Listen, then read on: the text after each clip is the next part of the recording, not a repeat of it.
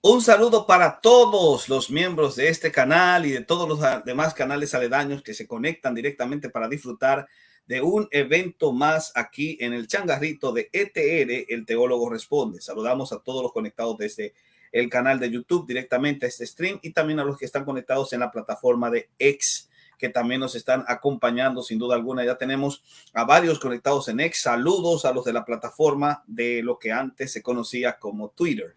También nos sentimos complacidos de que hay muchos hermanos de estos que siempre aprovechan los momentos que presentamos dentro de lo que es el campo de la reforma y dentro del campo de lo que es los planteamientos sostenidos acá en este canal de YouTube. Como ustedes saben, el canal de YouTube del Teólogo Responde es un canal abierto para todos los diferentes miembros y representantes del mundo evangélico. Es bien amplio. Y nosotros realmente queremos que todos puedan sentirse representados porque estamos luchando en pro de la unidad con el fin directamente de que de esa manera podamos presentarle a un mundo que cree que estamos fragmentados, que no lo estamos del todo, para darle frente al apologista garrotero que sostiene que también estamos fragmentados y esto no es verdad.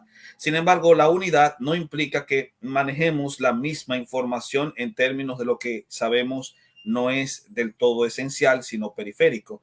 Y por esas razones que también ustedes van a ver en este canal debates interesantes que se van a dar entre católicos y protestantes, pero también debates colegiados entre hermanos protestantes con el fin de poder desarrollar algún tipo de lineamiento práctico en torno a ciertas aristas en el campo, ya sea soteriológico, ya sea escatológico, donde se permite la variación y sin embargo al mismo tiempo la discusión y el debate intelectual.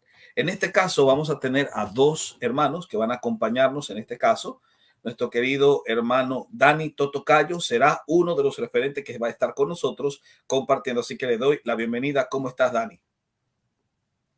Hola, ¿qué tal, Néstor? Muchas gracias por apoyarnos con tu canal, con la moderación y por aceptar, ¿no?, el poder tener este debate con nuestro hermano Claudio René González. Y bueno, pues aquí contento de poder estar participando de esto. Me gusta mucho y con unas ganas. Excelente, excelente. También tenemos, Dani es de Perú, pero también tenemos del otro lado a un amigo de Chile, a todos los chilenos que están acá, los peruanos y los chilenos que están acá en el chat. Les tenemos a otro hermano que viene desde esa hermosa patria, la patria de Chile, la patria de Bernardo O'Higgins, si mal no recuerdo, ¿verdad? Y este hermano que está con nosotros tiene nombre de artista, Claudio René González. Así que, ¿cómo estás, Claudio René? Qué bueno que estés aquí con nosotros. Hola, ¿qué tal, Néstor? ¿Cómo estás tú? Estoy muy bien, gracias a Dios. Sé que vamos a tener un intercambio. No sé si quieres decir algo a la audiencia antes de... Bueno, gracias por estar aquí, a los interesados. Espero que sea un debate edificante, donde las ambas posiciones se presenten de manera clara ante el público y por supuesto, todo para la gloria de Dios. Al final es su verdad la que tiene que terminar brillando. Eso, eso, hermano. Excelente, excelente. En este caso también vamos a tener un intercambio muy bueno y hay muchas personas que están acá conectados de todas partes. Saludamos a todos los hermanos que están conectados desde todo el cono sur, Venezuela, Colombia, Ecuador, Perú, Bolivia, Chile, Argentina, Uruguay, Paraguay, a todos los hermanos de Centroamérica que están también conectados acá, Guatemala, Honduras, Nicaragua, Costa Rica, El Salvador. Hay gente del Salvador acá también, de México lindo y de todos los estados de Estados Unidos, gente de España conectado. Sabemos que también hay gente de Italia, nos han escrito personas que están en Europa del Este y, como no, a todos los canguros, saludos también, nos sentimos complacidos de que nos acompañen. Recuérdense que el objetivo de este debate es simplemente tratar este tema, que es un tema muy bueno para desarrollar, y hoy vamos a tener a dos contrincantes que van a estar desarrollando este tema. En este caso, el formato del debate va a ser el siguiente: 20 minutos de argumentación de ambos, comenzando Dani y luego entonces viene nuestro querido hermano Claudio. 12 minutos de refutación, siguiendo el mismo orden. Después vienen 7 minutos de interrogación, primero por parte de Dani a Claudio, y después de agotado los 7 minutos de interrogación, vienen 7 minutos de interrogación por parte de Claudio René y se finalizan con 8 minutos de conclusión, iniciando Dani y concluyendo nuestro hermano Claudio René. En este caso, en los 7 minutos de interrogación, hay libertad, ¿verdad? ustedes tienen la libertad de interrumpirse en un momento dado, ¿sí o no? Así es. No te escucho, Claudio. Ah. Bueno, la idea principal, yo creo que la esencia del debate en realidad es el interrogatorio. El Porque ahí, careo. porque ahí es donde las posiciones se enfrentan directamente. Ok.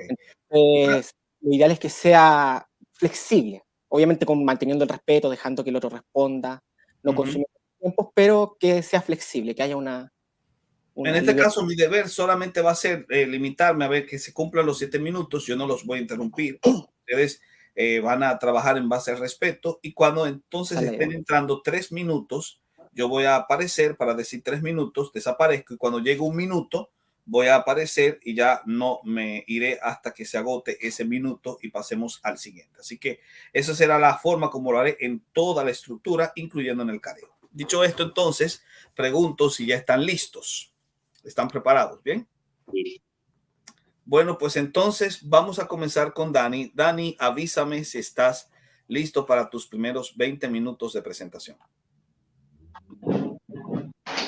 Listo. Pues comenzamos en 3, 2, 1, ya. Bien, voy a defender por qué creo que la elección es condicional.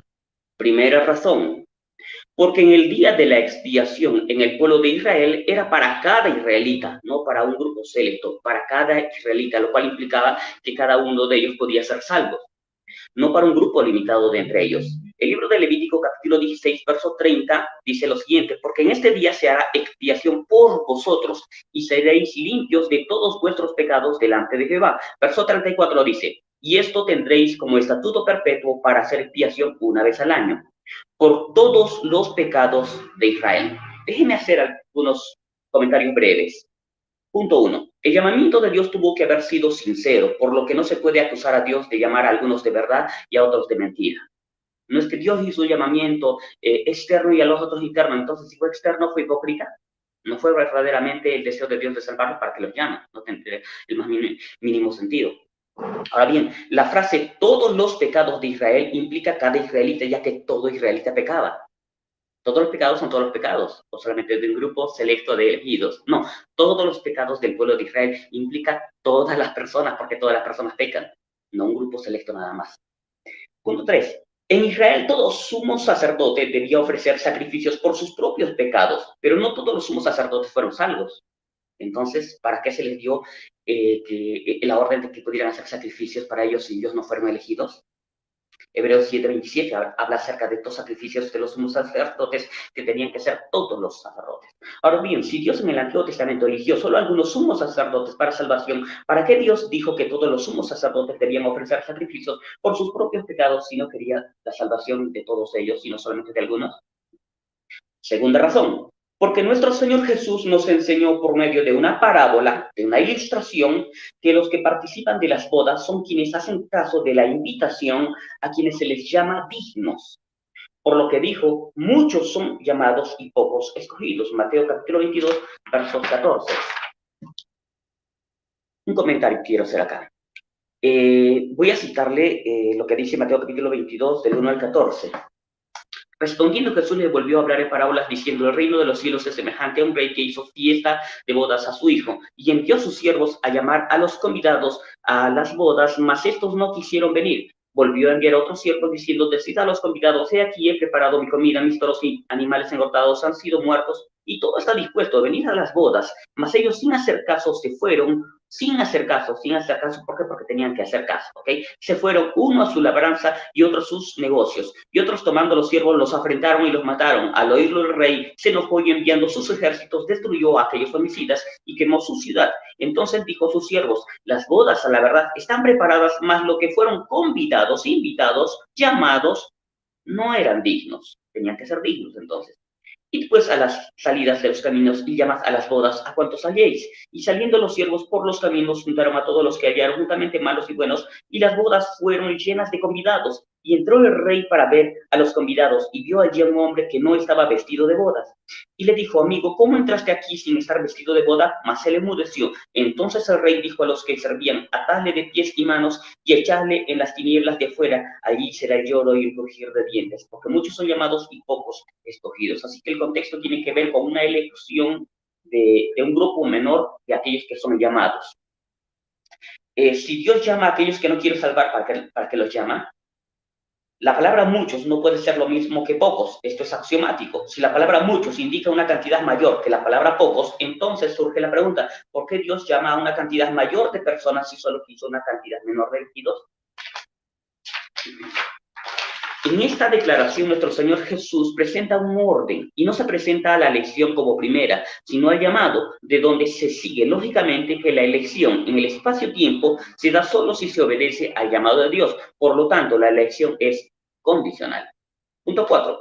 El contexto de esta afirmación hecha por nuestro Señor Jesús es salvífica, no tiene otro contexto, no tiene nada que ver con el ministerio ni con ningún otro asunto. Cuando nuestro Señor Jesús dijo, muchos son llamados, pero pocos son escogidos, lo hizo después de presentar una parábola en donde se llamaba a cualquiera para que participe de la boda y que no fuera digno, fuera echado. Es decir, había una condición, la de ser digno. El apóstol Pablo dijo que los salvos son los dignos de la vida eterna, por lo tanto, estos elegidos son los que son salvos. Esa dignidad tiene que ver con poner la fe en Cristo, arrepentirse. Tercera razón, porque en el primer siglo el plan de Dios de salvación se pudo frustrar. En serio, sí, eso dice la Biblia. Al no ser bautizados por Juan, de donde se sigue que Dios quiso la salvación de los que desecharon los designios de Dios. ¿Cómo lo sabemos? Lucas capítulo 7, verso 30 dice, mas los fariseos y los intérpretes de la ley desecharon los designios de Dios respecto de sí mismos, no siendo bautizados por Juan. Breves comentarios aquí. Primer comentario. El erudito en griego William E. Vine, experto en gramática griega, nos dice que la palabra griego ateteo, que en Lucas 7:30 se traduce por desecharon, significa impedir la eficacia de algo, invalidarlo, frustrarlo.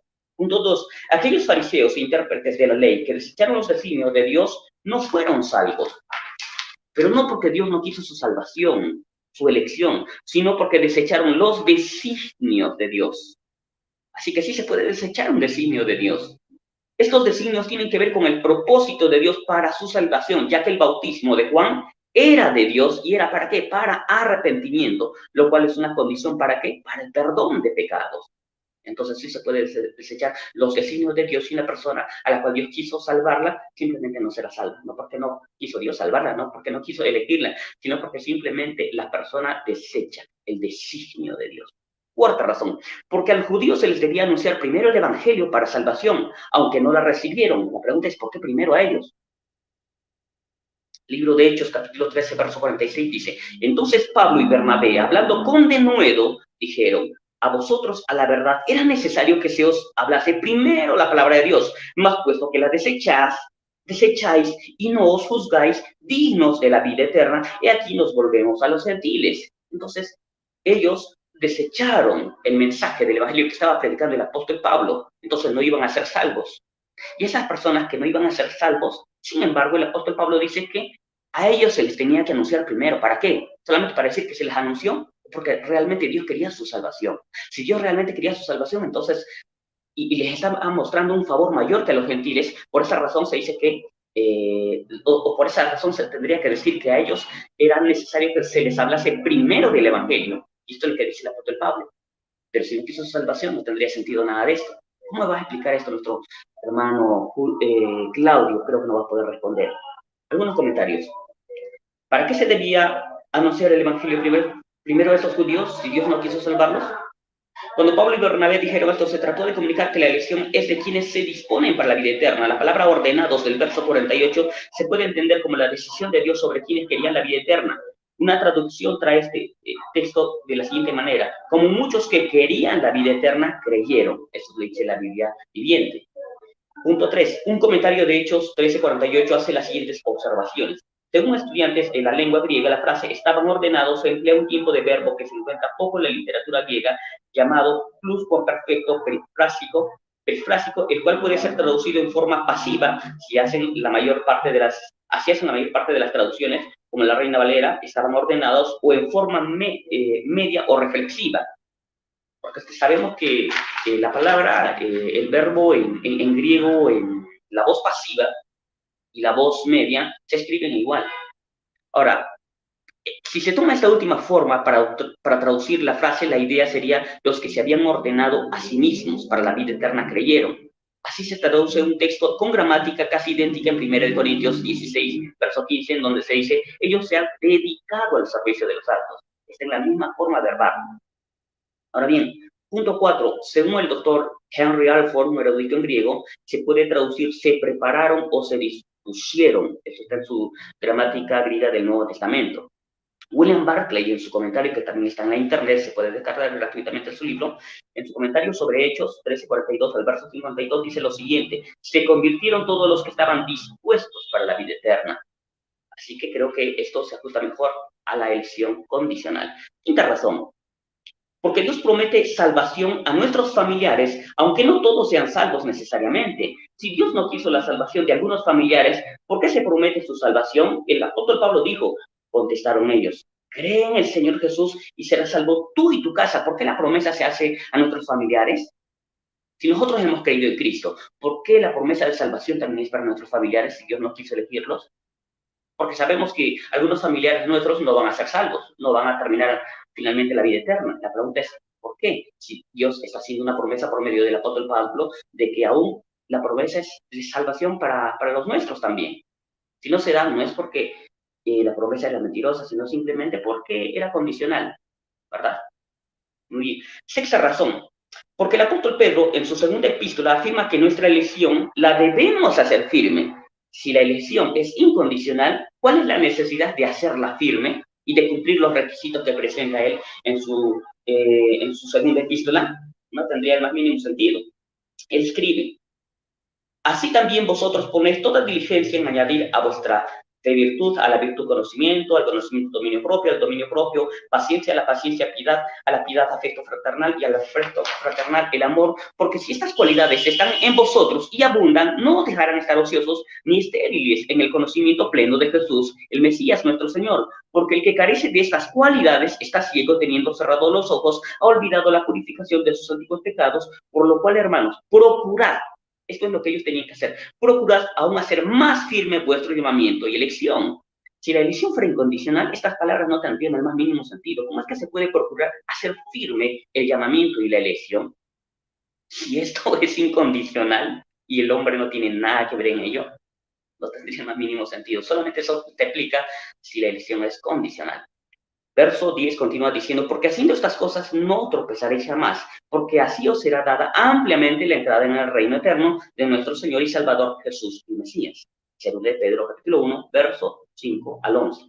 Si la elección fuera incondicional, no habría necesidad de procurar hacer firme la elección. ¿Amén? Séptima razón, porque la elección que Dios hace antes de la fundación del mundo es en Cristo. Y para estar en Cristo tiene que darse la fe del hombre, la cual necesariamente se da en el espacio-tiempo. En palabras sencillas, Dios elige en su eternidad a las personas tomando en cuenta la fe, ya que nadie está en Cristo si no tiene fe. Así que la elección es condicional. Efesios capítulo 1, versos 4 y 5 dice, según nos escogió en Él antes de la fundación del mundo, para que fuésemos santos y sin mancha delante de Él, en amor, habiéndonos predestinado para ser adoptados hijos suyos por medio de Jesucristo según el puro afecto de su voluntad. Algunos comentarios. El Padre nos escogió, no es Cristo. El Padre nos escogió en Cristo, el escogido de Dios, Isaías 42, verso 1. Ya que Pablo dice que nos escogió en Él. La frase en Cristo o en Él siempre implica la fe del hombre. Y lo vamos a probar. ¿Cómo sabemos que la frase en Cristo o en Él implica la fe del hombre? Porque la frase en Cristo o en Él implica estar unidos. Si digo, en el estanque de Siloé, en la roca, estas frases llevan la idea implícita de unión. Y en el caso de la elección se dice que es en Cristo, así que lleva implícita la fe, porque no hay unión sin fe. Nadie puede estar unido a Cristo si primero no se da la fe. Así que estar en Cristo o elegidos en Cristo significa elegidos por estar en unión con Cristo. Y para estar en unión con Cristo tenemos que tener fe. No hay otra forma, no hay manera de resolver este asunto. Nuestro Señor Jesús dijo en el libro de Juan capítulo 15, verso 7, que, por lo menos dio a entender que estar en Él implica estar unidos a Él, porque Él dijo, si permaneces en mí, es decir, en Cristo, es decir, eso implica una unión.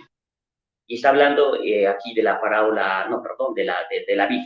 Jesús se presenta como la vid y la iglesia como las ramas. De hecho, el calvinista John Piper reconoce que la frase estar en Cristo significa unido a Cristo. Esto lo dice en su artículo, La realidad estupenda de estar en Cristo Jesús, en su página web. Punto 2. La elección de los efesios era condicional porque Pablo les dijo que ellos, los cuales ya eran salvos, podían perder su salvación si entraban en fornicación, inmundicia y avaricia. Lo dice el texto, sí lo dice. Veamos, Efesios capítulo 5, versos 2 al 5. Y andad en amor como también Cristo nos amó y se entregó a sí mismo por nosotros, ofrenda y sacrificio a Dios en olor fragante. Pero fornicación y toda inmundicia o avaricia, ni aun se nombre entre vosotros, como conviene a santos. Ni palabras deshonestas, ni necedades, ni trujanerías que no convienen, sino antes bien acciones de gracias. Porque sabéis esto, que ningún fornicario, inmundo o avaro que es idólatra tiene herencia en el reino de Cristo y de Dios. Entonces aquí se hace una advertencia a la que ya es iglesia. Y si ellos practican estos pecados, dice que ellos no van a entrar en el reino de Dios.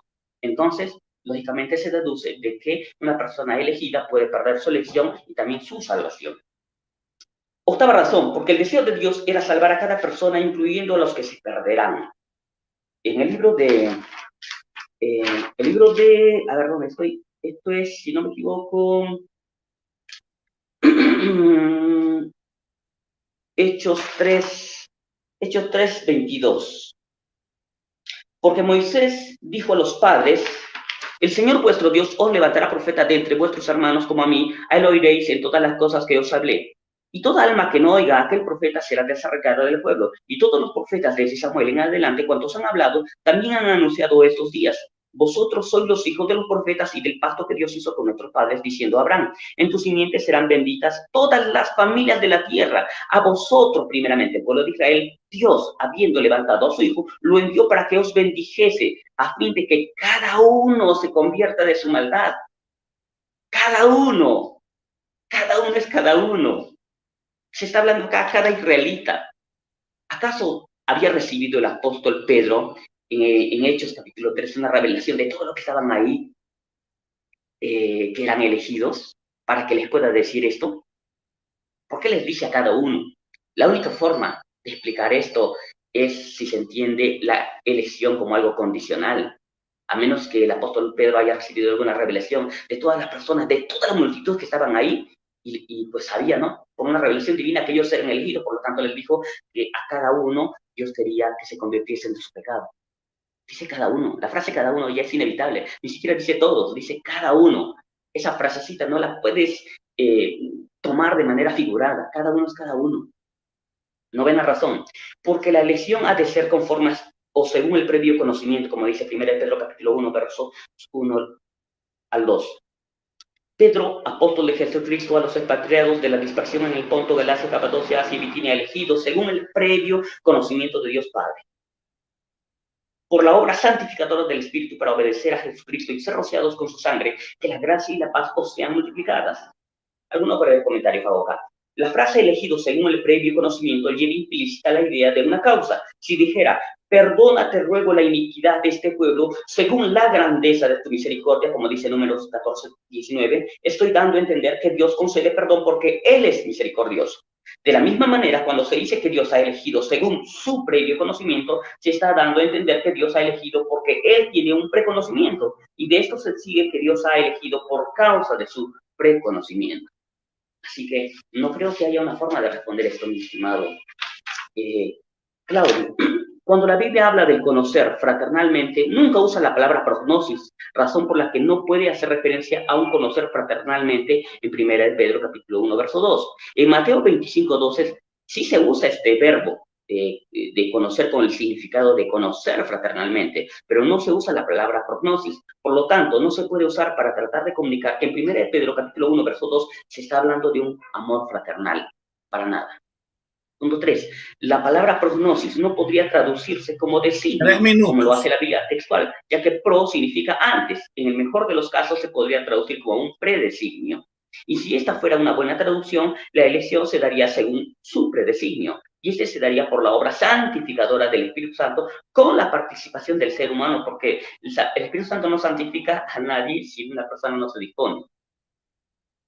Y esto lo dice Primera de Tesalonicenses 4:7, la cual se da siempre en el espacio-tiempo. Nadie es santo sin la obra del Espíritu de Dios, pero tampoco nadie es santo si no se obedece a Dios. Por lo tanto, la elección es condicional. El apóstol Pablo nos dice que la santificación es para salvación. Segunda de Tesalonicenses 2:13. Y no creo que Pablo hable de dos santificaciones, sino de la misma. Y si esto es así, entonces la elección es condicionada a la obra santificadora del Espíritu Santo, la cual se da cuando existimos. El Espíritu Santo no santifica a seres inexistentes antes de la fundación del mundo, a menos que se refiera a algo ministerial. Entonces, como hemos podido ver, la doctrina de la elección condicional creo que es una doctrina fuerte, por lo menos según la palabra de Dios. La doctrina de la elección incondicional no va a poder ser probada. Yo creo que va a ser muy, pero muy difícil que nuestro amigo Claudio pueda argumentar y responder lo que ya estaba planteando ahora. Pero bueno, como está muy alegre y muy contento, me imagino que va a presentar un buen caso. Muy bien, hasta aquí ha sido mi participación. Muchas gracias. Creo que no hay más que decir. Adelante, hermano Néstor. Excelente. Bueno, te quedaban unos 20 minutos. 20 minutos no, 20 segundos. Siempre digo minutos y segundos. Está bien, lo dejamos ahí. Bendiciones, ¿ok? Entonces estamos listos ya. Hemos tenido al hermano Dani hablando de sus primeros 20 minutos de presentación. Somos más de 145 personas conectadas solamente en esta plataforma, sin contar a los que están conectados en X. Sigan compartiendo esto porque este interesante debate se va a poner ahora mucho más tenso. En este caso vamos a permitir a nuestro querido hermano Claudio que nos diga si está listo para sus 20 minutos. ¿Me avisas? ¿Estás listo? ¿Me escucho? ¿Me escucho bien? Sí, te escuchas. Perfecto. Listo. Entonces comienzas en 3, 2, 1. Muy buenas tardes a todos los presentes, al moderador Néstor Díaz por su rol en este debate y a mi oponente Dani Totocayo que me ofreció esta oportunidad. Dios mediante, a pesar de mi ineptitud en muchas cosas, pueda glorificar su nombre y presentar su verdad de la manera más honesta, precisa y clara posible. Para la honra de mi Salvador Jesucristo, el Señor, y para edificación de las almas que van a ser expuestas a su palabra y su verdad sobre este tema. Para iniciar, quisiera definir qué es lo que entiendo, creo y defiendo como elección incondicional. Es aquella doctrina soteriológica que nos enseña que Dios determina en la eternidad, sin tomar en cuenta ningún antecedente existente en el sujeto de su determinación, quién recibirá los beneficios de la obra salvadora de Cristo y quién recibirá en sí mismo la retribución justa por sus pecados. Y esto según su supremamente libre y soberana voluntad, que es el antecedente necesario de todas las cosas. En consecuencia, la incondicionalidad se halla en el hecho de que nada previsto en el individuo es el antecedente o razón de la elección de Dios. Por el contrario, todo aquello que pueda ser visto como antecedente o razón es, en realidad, un efecto obrado por Dios mismo en los sujetos de su determinación divina. Con esto quiero decir que la fe en Cristo del elegido es consecuencia de la obra directa de Dios en él, manifestando su elección para salvación en el tiempo, siendo, entonces, esta fe en Cristo un indicio o señal de la elección de Dios, y no un antecedente previsto de la misma. Por lo tanto, la fe en Cristo es un don de la gracia de Dios y no es el producto exclusivo del exclusivo obrar de la voluntad del hombre como consecuencia última y suficiente de su manifestación. De la misma manera, el don de Dios no es meramente la potencialidad de creer. Ciertamente el alma del hombre tiene la potencialidad de creer, así como de pensar, imaginar, etc. Es decir, es una potencia del espíritu humano. El don de Dios en el elegido es el creer en Cristo, es decir, el poner nuestra fe en el objeto correcto. El hombre tiene la potencialidad de creer, pero no tiene la capacidad de creer en Cristo, y esto es precisamente lo que Dios obra en el elegido, como a continuación pasaré a demostrar. Como el tiempo es limitado y apremia a hacer uso eficaz del mismo, no presentaré todas las pruebas de mi posición en esta exposición, sino que me limitaré a hacer exégesis de 3 conjuntos de pasajes de las Escrituras que tienen relación con el tema. Juan capítulo 6, Romanos capítulo 9 y Filipenses 1:29. Les invito a buscar tales pasajes en sus Biblias, seguir las ideas y leerlos en contexto. Mis objetivos particulares son: A. Probar que Dios manifiesta su elección y reprobación en el tiempo, concediéndoles a uno lo que no les concede a otros, particularmente el creer en Cristo. B. Probar que el don de la fe en Cristo Jesús es causado en el elegido de manera suficiente por Dios mismo y, en consecuencia, no puede ser un antecedente para la elección. C. Probar que aquellos en quienes Dios no obra el don de la fe en Cristo no solo no creerán en Él, sino que, en efecto, no podrán creer en Él. En consecuencia, la diferencia entre aquel que cree en Cristo y aquel que no cree en Cristo, entonces, no la hace la voluntad del individuo, sino el poder y la voluntad de Dios. A continuación, procederé a examinar los pasajes en cuestión. Primero, comencemos por Juan capítulo 6. En contexto, el Señor Jesucristo tiene un intenso diálogo con una muchedumbre que había hecho un esfuerzo tremendo para llegar hasta él desde Betsaida, Julia hasta Capernaum, sobre varios asuntos. Y es en este diálogo que Cristo nos enseña cosas muy interesantes sobre el tema de la elección, siendo una de ellas el que aunque ellos habían ido a Cristo con sus cuerpos y haciendo muchos esfuerzos, en realidad no habían ido a Cristo en absoluto. Y esto no solamente porque eran pecadores, sino también por voluntad del Padre. Haré entonces algunas observaciones al respecto. Primero, vamos a aclarar en lo concreto a qué se refiere Cristo con las ideas de ir hacia Él y ser llevado por el Padre hacia Él. Ideas que aparecen constantemente mencionadas en el capítulo 6 de Juan. En el versículo 35, Jesús nos dice lo siguiente: yo soy el pan de vida, el que a mí viene nunca tendrá hambre, y el que en mí cree no tendrá sed jamás. Aquí se nos presenta un interesante paralelismo en donde el ir a Cristo es equivalente a creer en Cristo. Lo segundo aclara en lo concreto que es lo primero. Asimismo, los versículos 64 y 65 nos dicen lo siguiente: pero hay algunos de vosotros que no creen, porque Jesús sabía desde el principio quiénes eran los que no creían y quién le había de entregar. Y dijo: por eso os he dicho que ninguno puede venir a mí si no le fuere dado del Padre. Aquí, al igual que en el versículo 44, el acto de ir hacia Cristo nuevamente es definido en lo concreto por la idea de creer en Cristo, en donde no creer en Cristo es lo mismo que no ir hacia Cristo. Pero aquí se nos agrega la idea de ser llevados a Cristo por el Padre, dándonos a entender que no ser llevados por el Padre a Cristo es equivalente a no recibir del Padre la capacidad de creer en Cristo. En consecuencia, lo que se nos enseña aquí es que el creer en Cristo es una capacidad que surge de la iniciativa y el poder de Dios en el elegido, y que donde Dios no obra de esta manera, el creer en Cristo es imposible. Esto es, la consecuencia, el creer o no creer en Cristo, está totalmente asegurada, determinada por la presencia o ausencia de la causa, en este caso, la voluntad del Padre de conceder o no conceder fe en Cristo. 2. En el versículo 37 nos dice Cristo: todo lo que el Padre me da, vendrá a mí. Paz, palabra griega que traduce todo, expresa aquí la idea de totalidad, de un todo definido, de manera que los que son llevados a Cristo por el Padre son contemplados como un todo completo. En este sentido, a la luz de los versículos 44 y 65, el no ser llevado por el Padre a Cristo es equivalente a decir que no se pertenece a ese todo que es llevado por el Padre al Hijo. La idea que se nos enseña aquí es, entonces, que los sujetos de la elección de Dios son un conjunto definido y completo al cual no se le puede sustraer ni agregar un solo individuo. 3. El versículo 44 nos dice: ninguno puede venir a mí si el Padre que me envió no le trajere. Al igual que en el versículo 37 y en el 65, la idea ausente en estos versículos es la de potencialidad. Es decir, el ir o no ir a Cristo no son hechos probables, sino hechos de ocurrencia necesaria y segura si la causa suficiente está o no presente. Si el Padre lleva a Cristo, el individuo necesariamente va a ir. Y si el Padre no lleva a Cristo, el individuo necesariamente no va a ir. El versículo tiene en mente la capacidad del individuo de ir o no a ir a Cristo, expresada en la palabra dunamai, que traduce la palabra puede y que implica poder o capacidad de hacer algo. Se nos dice que oudeis dunamai, es decir, ninguno puede creer en Cristo a menos que el Padre se lo conceda, en donde oudeis, que traduce ninguno, es una expresión de negación fuerte que significa ni siquiera uno. Asimismo, la palabra trajere traduce que el cuo, que significa básicamente arrastrar.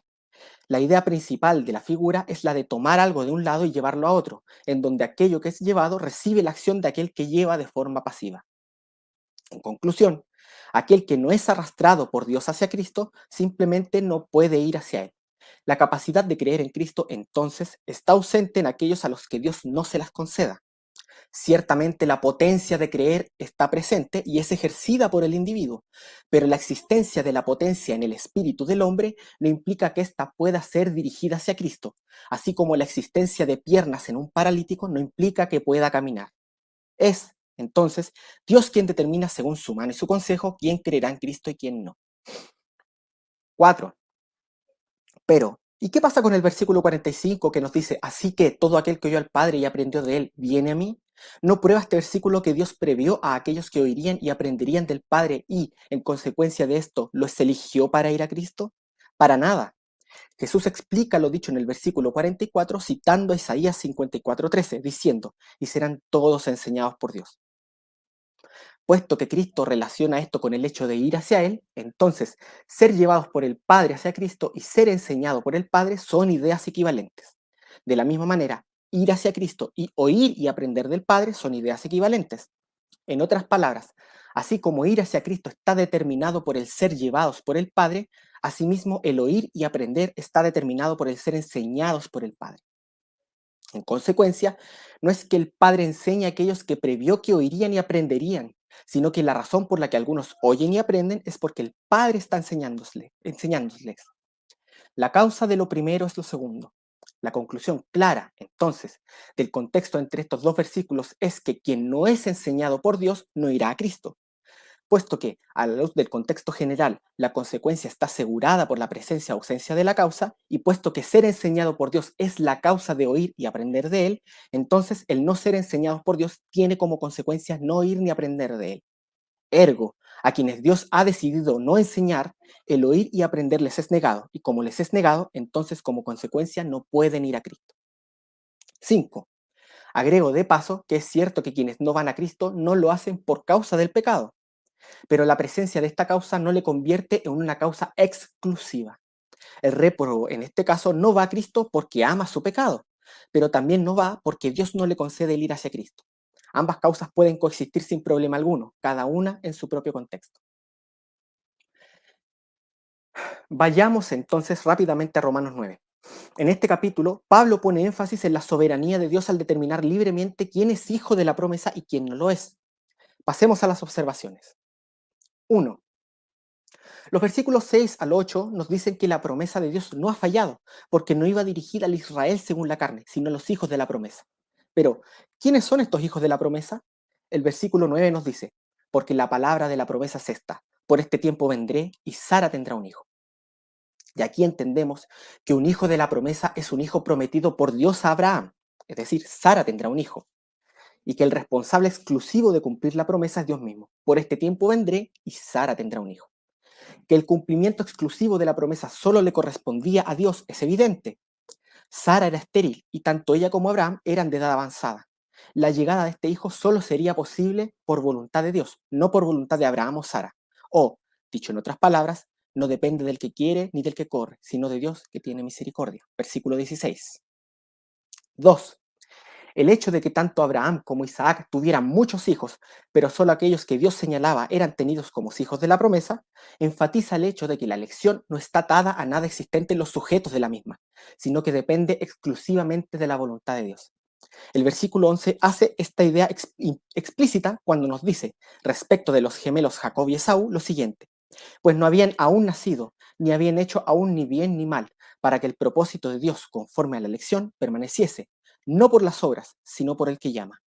Claro, alguno podría decir que la elección de Dios basada en la fe del individuo no tiene nada que ver con mérito o demérito alguno en el sujeto de esta, pero Pablo nos dice que no habían nacido aún, dándonos a entender que nada excedente para ser elegido por Dios, menos la presencia de una fe prevista.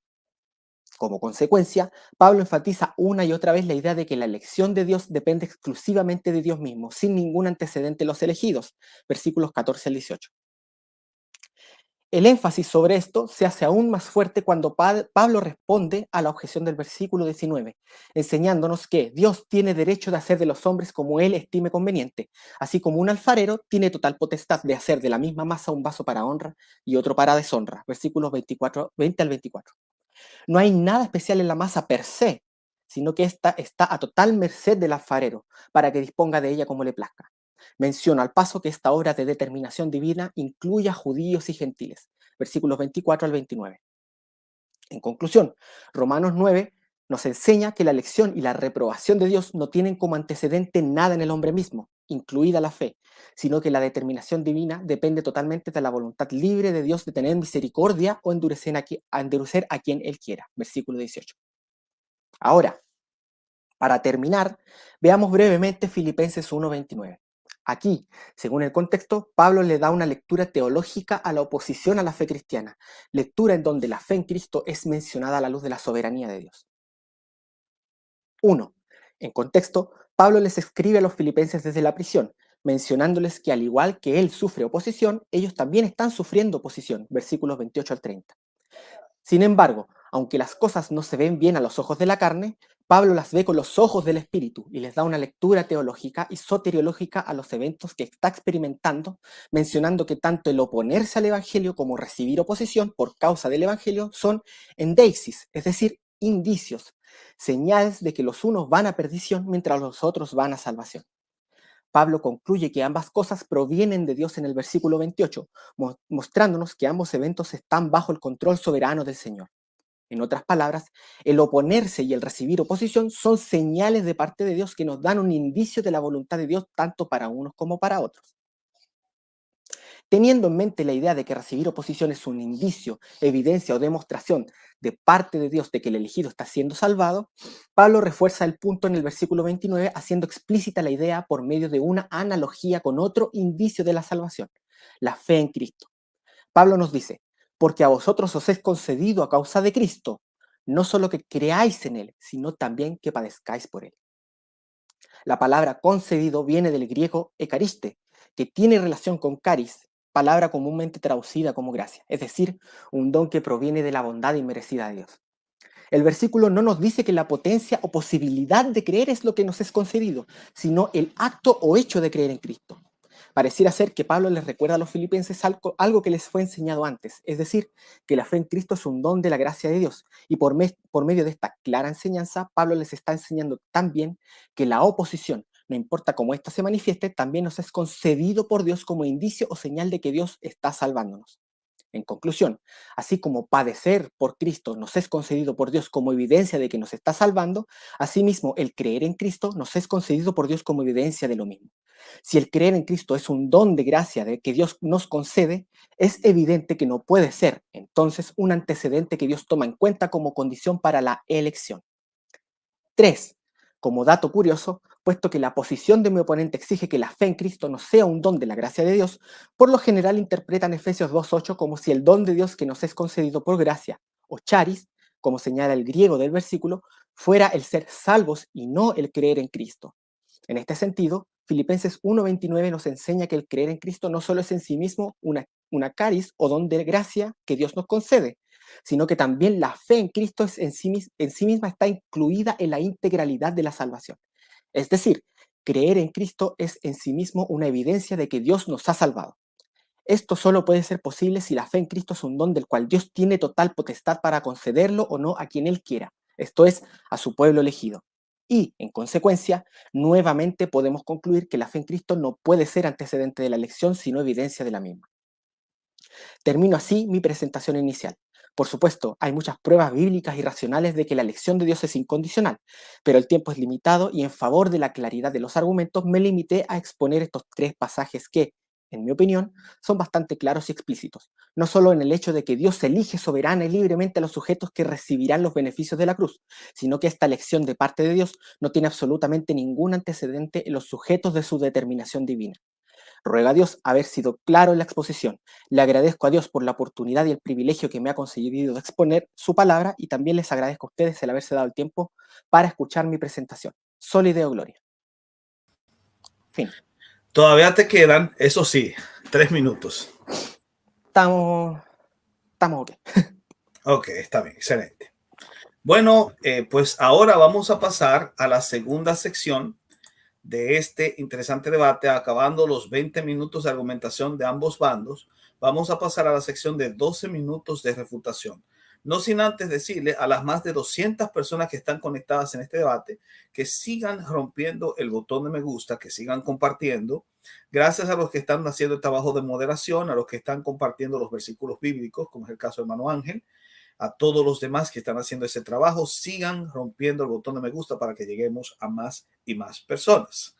Asimismo, preparen sus nestoritos porque ahora vamos a entrar a la siguiente sección. En este caso, los 12 minutos de refutación, comenzando con nuestro querido hermano Dani. Así que Dani, avísame si estás listo ya. Listo. Bueno, pues iniciamos en 3, 2, 1. Bien.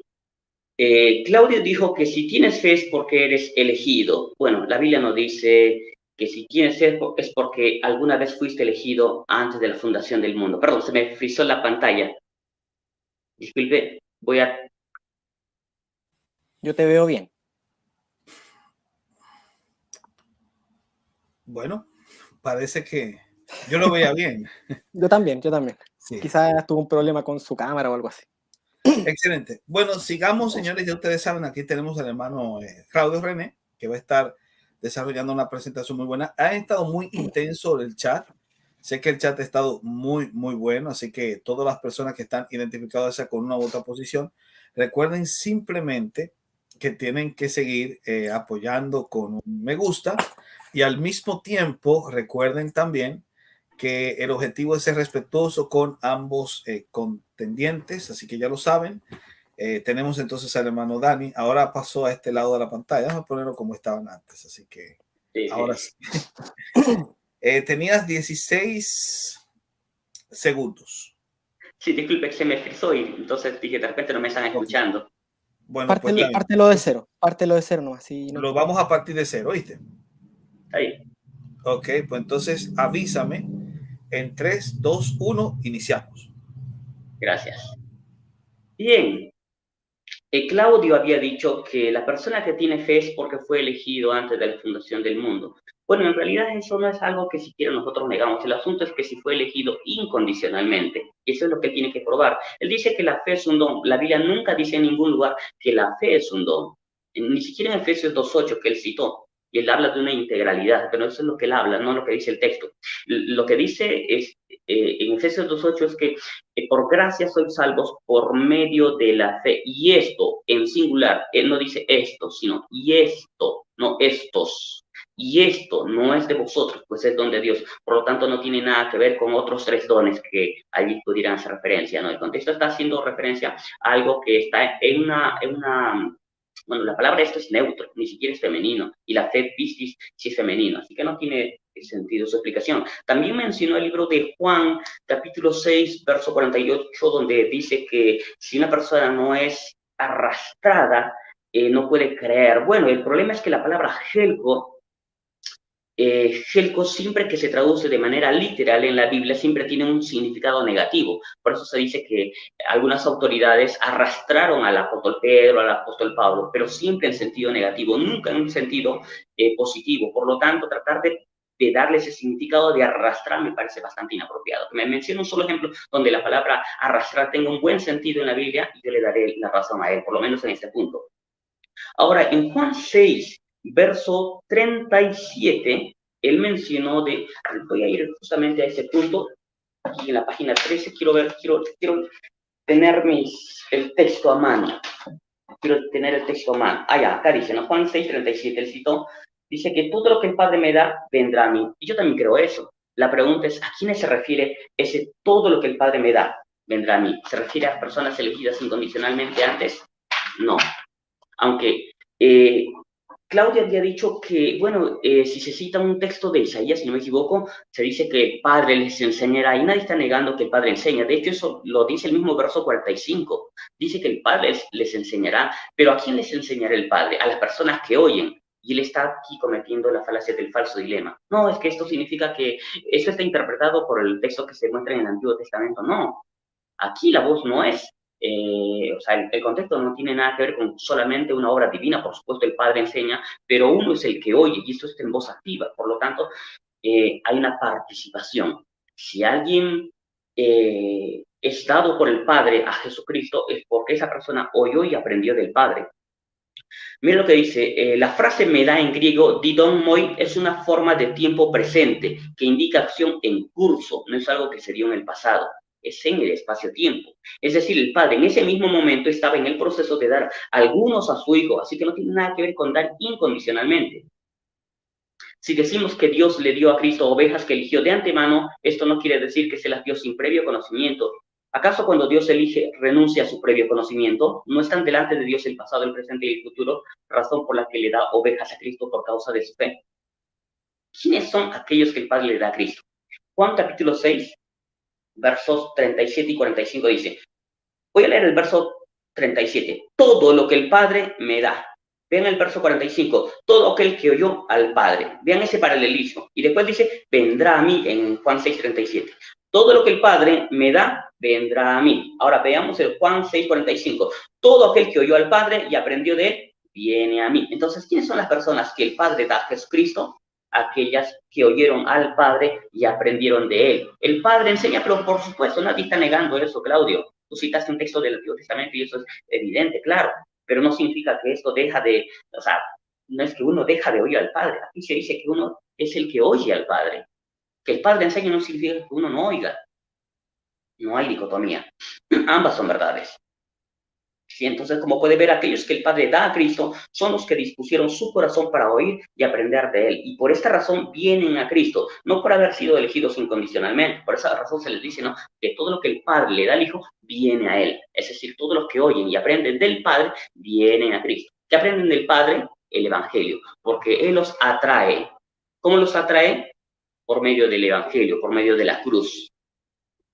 Ahora bien, en el mismo capítulo 6 de Juan, cuando nosotros leemos el contexto, se está hablando de personas que eran incrédulas, verso 36. Y aún con todo, el Señor a esas mismas personas que eran incrédulas les dice que ellos debían trabajar, no por la comida que perece, sino por la comida que a vida eterna permanece, la cual el Hijo del Hombre os dará, porque a este señaló Dios el Padre. Juan 6, 27. La pregunta es, ¿para qué? ¿Para qué si no fueron elegidos? Eran incrédulos, ¿no? Y no lo oían al Señor Jesús. No querían saber de la ley de Moisés, que hablaba de Jesucristo. El capítulo 5 habla de eso. Y cuando se habla en el verso 44 del capítulo 5, también se dice que ellos no podían creer no porque estaban incapacitados, sino porque ellos recibían la gloria de los hombres. No podéis venir a mí, dice Juan 5, 44, porque en vosotros hay, en otras palabras, vanagloria. Eso es lo que dice, no por falta de capacidad, sino por falta o por causa de esa vanidad que tienen los seres humanos, porque quieren recibir la gloria de los hombres. Ahora bien, Juan capítulo 6, verso 28 dice también algo interesante. Entonces le dijeron, ojo, estamos hablando de Juan 6, entonces le dijeron, ¿qué debemos hacer para poner en práctica las obras de Dios? Respondió Jesús y les dijo, esta es la obra de Dios, que creáis en el que Él ha enviado. Entonces, ellos sí tenían que hacer eso. La pregunta es, ¿para qué se les dice eso? ¿Cuál es el fin de que se les diga a esas personas incrédulas que no creían en Cristo? Finalmente no podían, no eran parte de sus elegidos. No tiene sentido. Pero bueno, ahora vamos a la página. Yo tengo varios apuntes que tengo aquí, donde justamente, ¿qué texto tocó? De Romanos 9, ¿no? Romanos 9.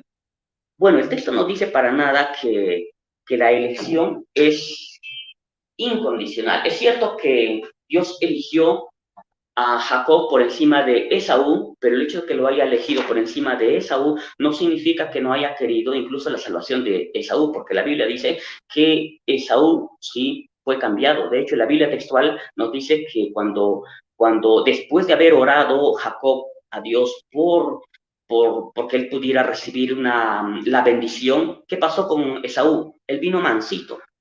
Y dice Jacob que lo vio con un rostro benévolo. Con un rostro benévolo. ¿Quién lo cambió a Esaú?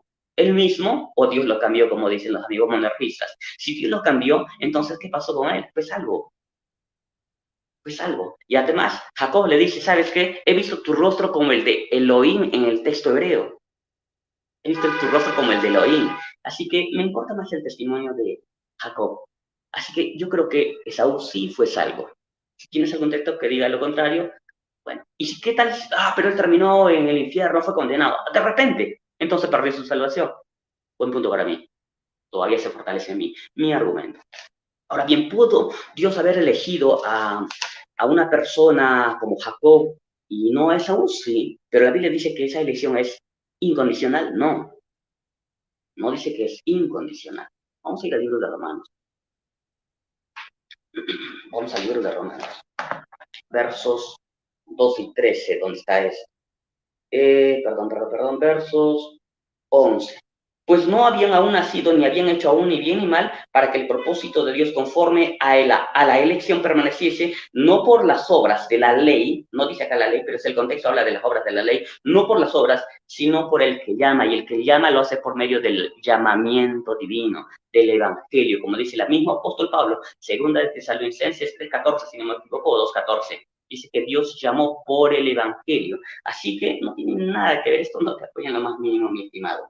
Ahora bien, después dice, ¿no? Que el mayor servirá al menor. Sí. ¿En qué momento Esaú sirvió a Jacob? En ningún momento, a menos que esté refiriendo a naciones, porque Edom sí sirvió 3 minutos.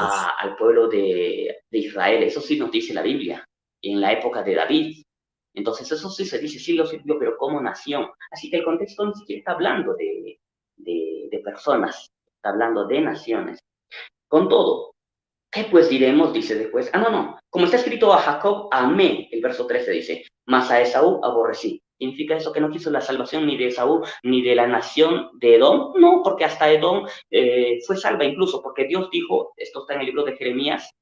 A ver, voy a uno de mis apuntes, donde aquí tengo, incluso en el libro de Jeremías se menciona que Dios quería la salvación de los edomitas. Jeremías 49, versos 10 y 11, verso 11, lo voy a leer mejor. Deja tus huérfanos, yo los criaré, y en mí confiarán tus viudas. En el contexto se está hablando de las viudas de Edom. Dios los iba a criar y ellos iban a confiar en Dios, así que sí iban a ser salvos. Entonces, ¿en qué sentido los aborreció? Simplemente significa los amo menos. Jesucristo dijo, ¿no? El que quiere ser mi discípulo, que aborrezca a sus familiares incluso. Literal, evidentemente no es literal. Significa simplemente ámenlo menos que a mí. Y esto es lo que se está tratando de comunicar en el libro de Romanos, capítulo 9. Es que Dios no amó a Esaú, lo amó. Y hasta lo cambió, y cambió su rostro de tal manera que Jacob dijo que Esaú vio el rostro como el de Elohim. Muy bien, ¿qué más dijo nuestro estimado en el libro de Romanos? Bueno, si nosotros leemos todo el libro de Romanos, capítulo 9, el capítulo 10 y el 11, vemos que Pablo dice que la elección y la salvación es para todos los hombres. Dios quiere tener misericordia de cualquiera.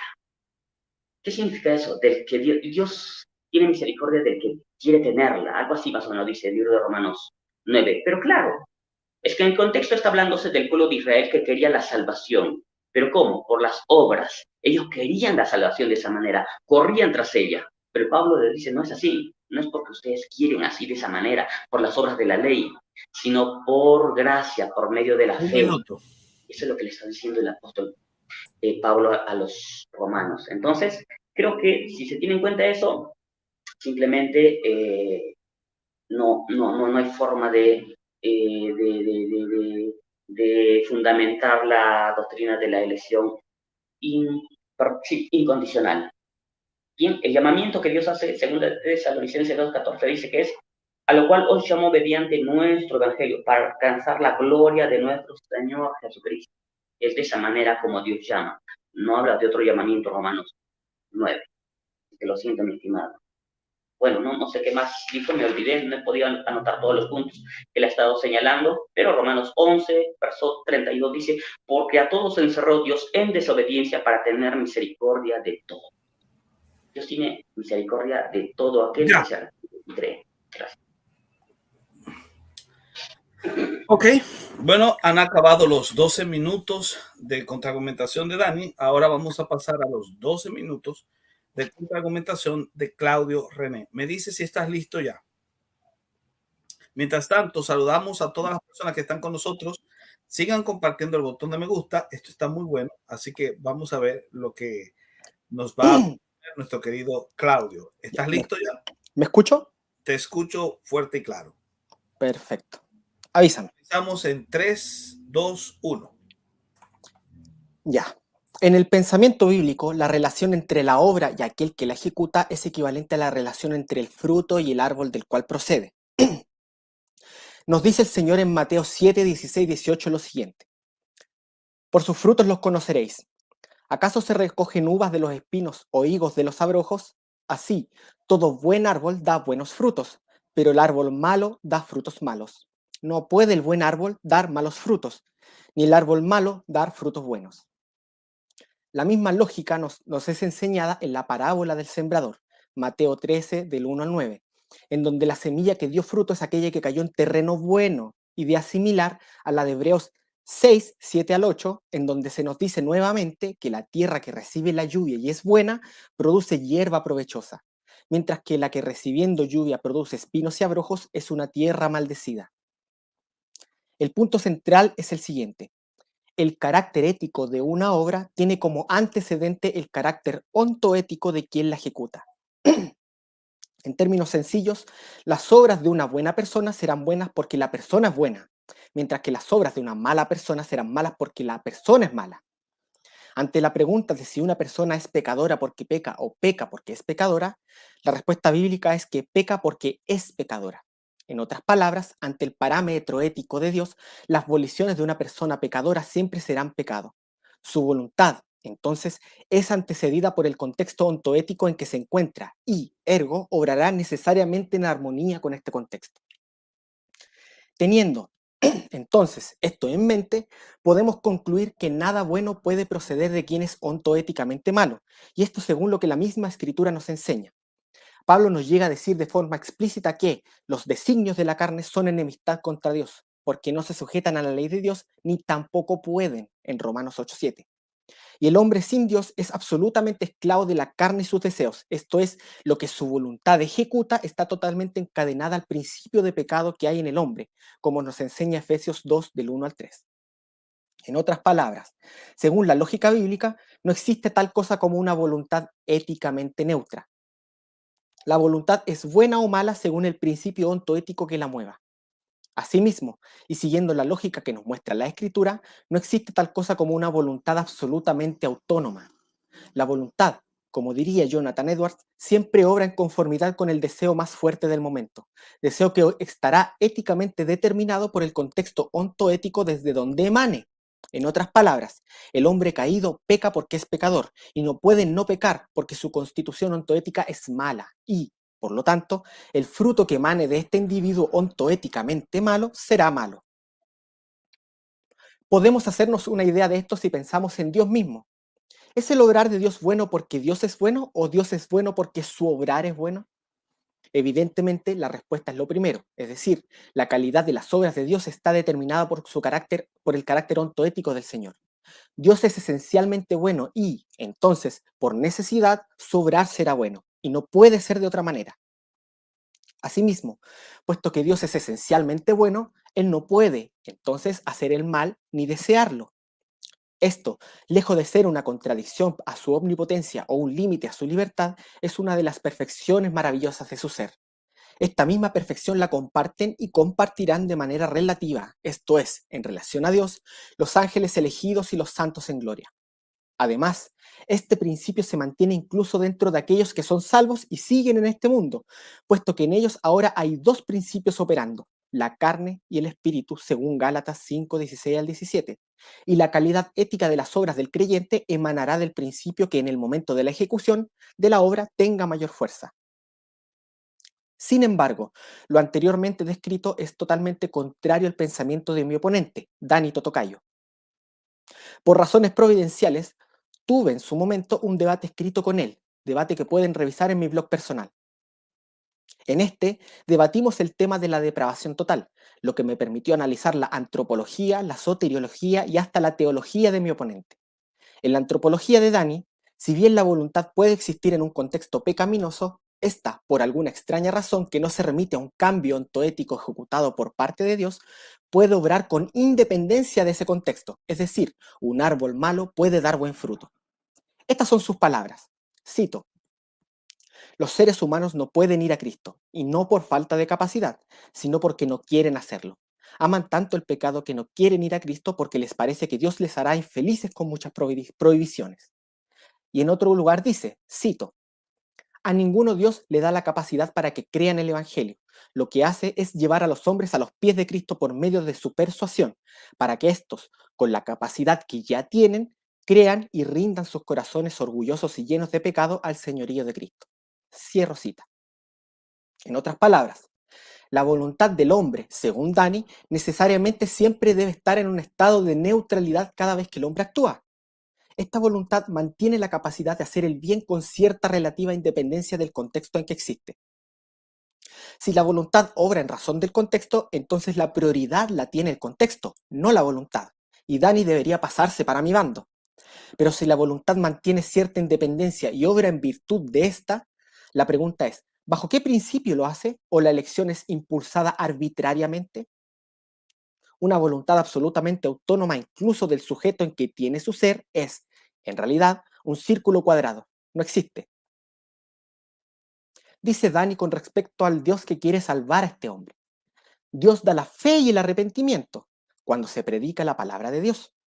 Y algunas veces hace su obra tan fuerte para convencer al pecador de sus pecados, de su castigo, de su necesidad de buscar el perdón y del amor de Dios mostrado en el sacrificio de Cristo para la salvación. Pero aún esta obra de Dios puede ser resistida por el orgullo y dureza del corazón humano. Primero, en otras citas, Dani nos dice que a ninguno Dios le da la capacidad de que crea en el Evangelio, pero aquí nos dice que Dios da la fe y el arrepentimiento, por lo que o se está contradiciendo completamente, o no entiende ni siquiera su propia postura, o tiene otra cosa en mente.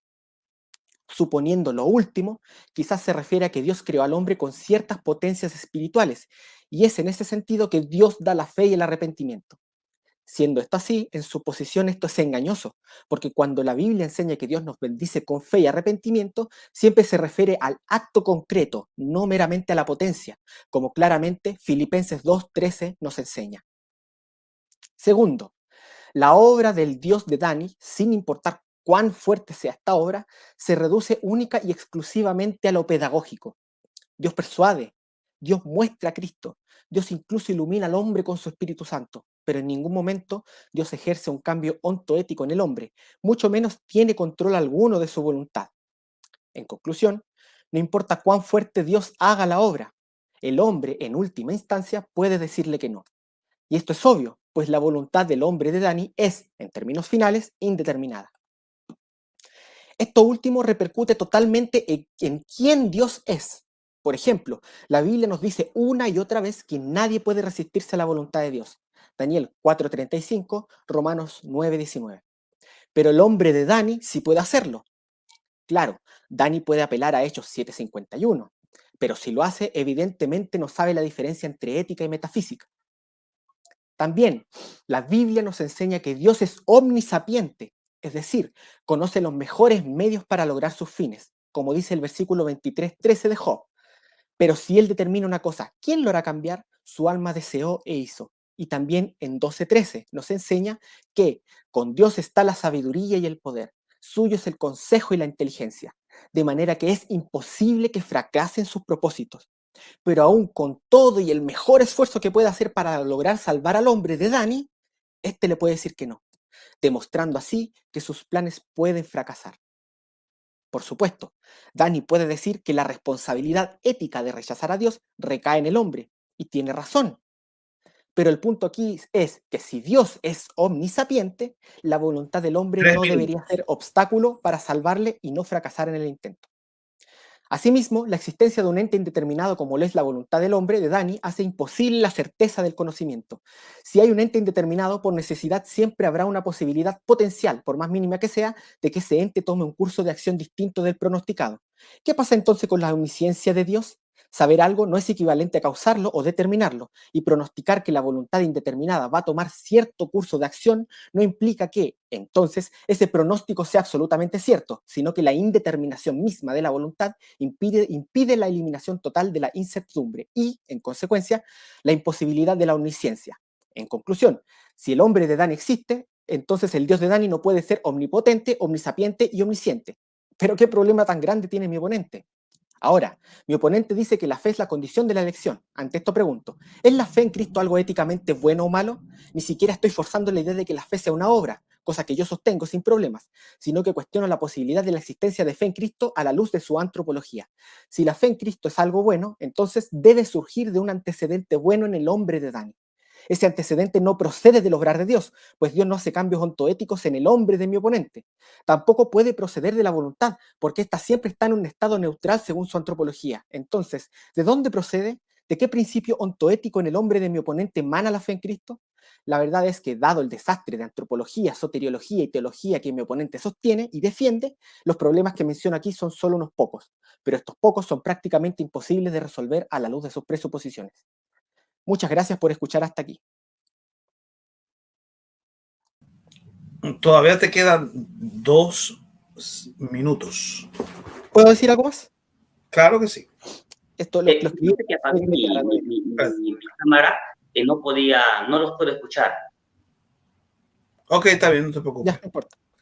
Ok, entonces, ya, ahora. Ya. Quiero mencionar que si la fe en Cristo es éticamente buena, debe emanar de un antecedente ontoético bueno en el hombre. Si ese antecedente ontoético no es causado por Dios mismo en el hombre, entonces es un antecedente ontoético bueno independiente de la fuente de toda bondad, que es Dios mismo. Ergo, tenemos entonces el problema de que el hombre es bueno en sí mismo y no en relación a Dios. ¿Puede existir un principio de bondad autónomo e independiente de la fuente ontoética de toda bondad, que es Dios? La respuesta es no. Y listo. Termino. Te quedaban todavía 30 segundos. No, dejémoslo hasta ahí. Ok, está bien. Bueno. Ahora, señores, alisten, si tienen sus Nestoritos y las acabaron, compren otras, porque ahora viene el careo. El careo de preguntas. Voy a salir y vuelvo a ingresar. En este caso. Voy a salir y vuelvo a ingresar, por favor. ¿Cómo fue? Que va a salir y vuelve a ingresar. Bueno, pues entonces ahora, señores, viene el careo. El careo de 7 minutos y 7 minutos. 7 minutos Dani, 7 minutos Claudio. Van a ser 7 minutos en los cuales primero comienza Dani, pero pueden interrumpirse en ese punto y obviamente hacerlo con respeto, permitiendo que el otro pueda terminar de ganar sus ideas y así entonces puedan presentar y desarrollar un interesante acercamiento en ese caso. Así que los 7 minutos van a iniciar. Dani va a iniciar. Claudio puede obviamente opinar si en dado caso entiende que la respuesta que vaya a dar, por ejemplo, si Dani va a iniciar, va a hacer las preguntas. Si nota que las respuestas del señor Claudio no llegan al punto, puede en este caso decir, no estás respondiendo, puedes encauzarla por ahí. Y lo mismo puede hacer el hermano Claudio cuando le toque su turno en los 7 minutos que vienen después. Serán 2 oportunidades de 7 minutos cada una y sé que van a sacarle un provecho máximo en ese caso. Así que, Dani, me avisas si estás listo para iniciar. Sí, listo. Pues comenzamos en 3, 2, 1. Bien, en el libro de Lucas capítulo 7, verso 30, se dice que los fariseos y los intérpretes de la ley desecharon los designios de Dios con respecto a sí mismos, no siendo bautizados por Juan, y el bautismo, sabes que era para arrepentimiento. Entonces la pregunta es, ¿cómo es que ellos desecharon eso si finalmente, si Dios no quería la salvación de una persona o no de todos, no quiere salvar a todos, no quiere elegir a todos? Entonces, ¿cómo es posible que aquellos que supuestamente sí fueron elegidos incondicionalmente, ¿cómo es que ellos sí pudieron desechar los designios de Dios? Bueno, mi respuesta en primer lugar sería saber en qué parte del versículo se deduce que la única exclusiva causa del desechar de estos judíos es el poder de la voluntad.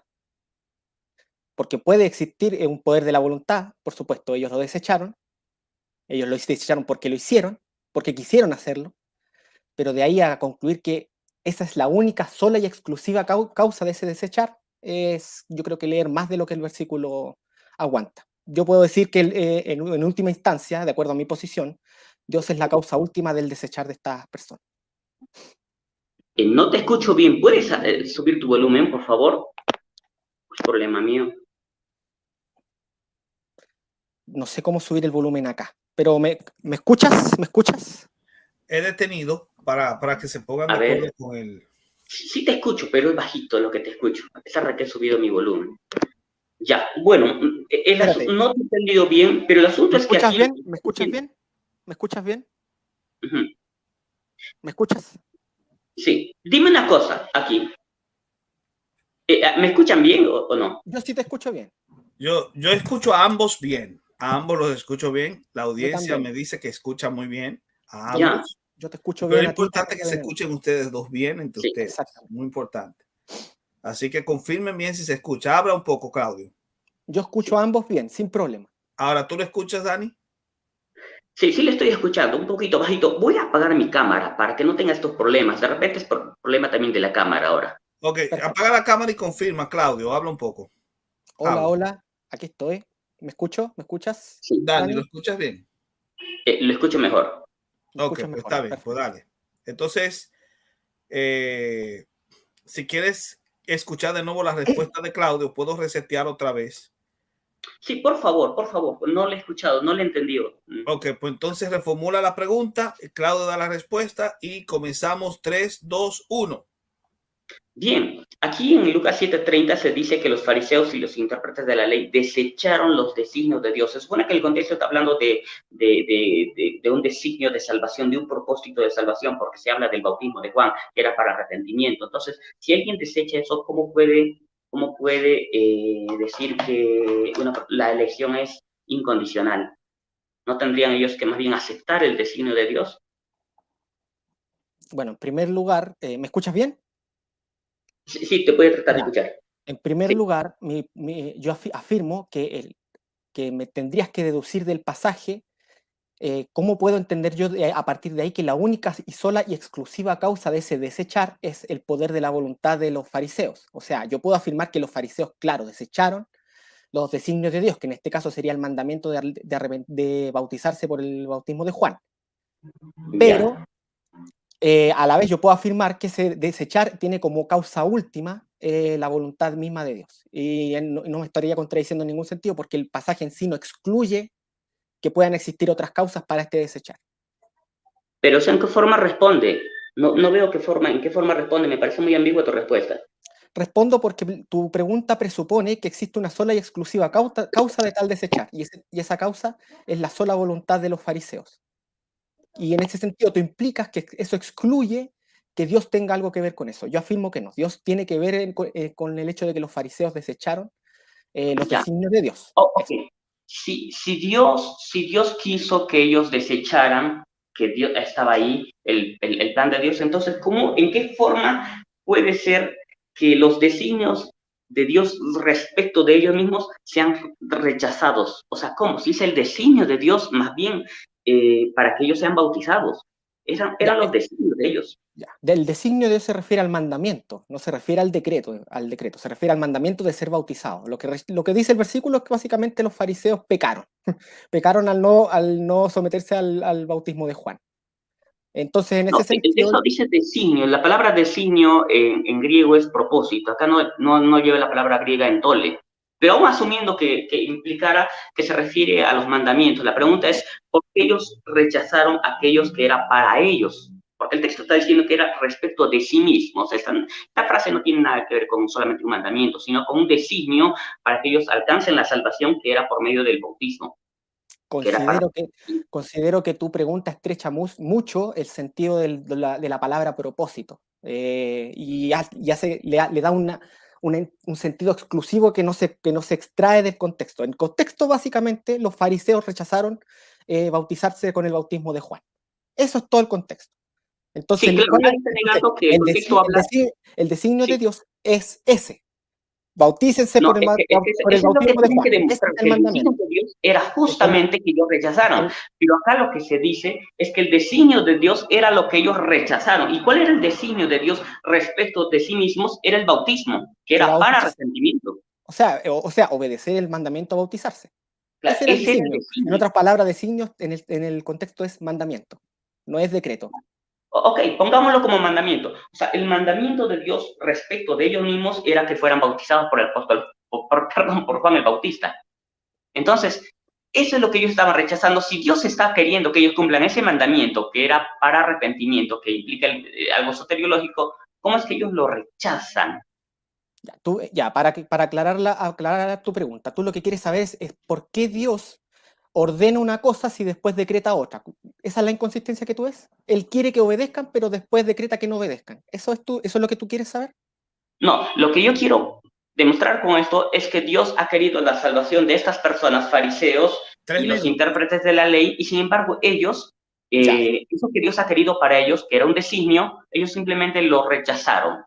Y No, por lo tanto, no es que Dios no quiso una salvación para ellos, no es que no quiso que ellos fueran parte del pueblo elegido, sino que pero es que tú quiso, estás pero ellos confundiendo, rechazaron ser parte de ese pueblo elegido. tú estás confundiendo el dar un mandamiento con un deseo de Dios, como si Dios quería que sean salvos. Dios Es solamente un quería que designio. Dios les dio un mandamiento que se bautizaran por medio ¿cómo se llama? Del bautismo de Juan. Si el mandamiento era cumplido, entonces se cumplía la condición, se cumple la salvación, porque la salvación sí tiene condiciones, ciertas condiciones. Obviamente yo no creo que el bautismo salve, pero se entiende la idea. Pero tú lo confundes como si Dios quisiera eso, como si Dios al ordenar algo deseara ¿cómo se llama? Que las personas obedezcan con todo su ser y se entristece si no lo hace. Y eso es lo que el texto no lo soporta. De hecho, Ya, claro, una cosa es la salvación y otra cosa es la elección, pero evidentemente acá se está hablando de un designio, no solamente de un mandamiento. El designio es un propósito de que ellos sean bautizados. Ese es el propósito. Acá no se está hablando simplemente, quiero que se bauticen, no, ahí hay un propósito. No solamente está dando una orden, se está dando una orden porque hay un propósito detrás de ello, hay un designio. ¿Cuál es el designio? Que ellos al ser bautizados, ¿qué va a pasar cuando ellos sean bautizados para arrepentimiento? si se cumplen las Salvación. presuposiciones, si se cumplen las presuposiciones, que nada de eso implica autonomía, si ellos se bautizan estarían manifestando que creen en Dios. Y si creen en Dios, entonces son salvos. Ok, Pero vamos a otro punto. No estamos avanzando. ¿qué parte de todo eso implica que todo ese proceso es autónomo, es decir, independiente del poder de Dios?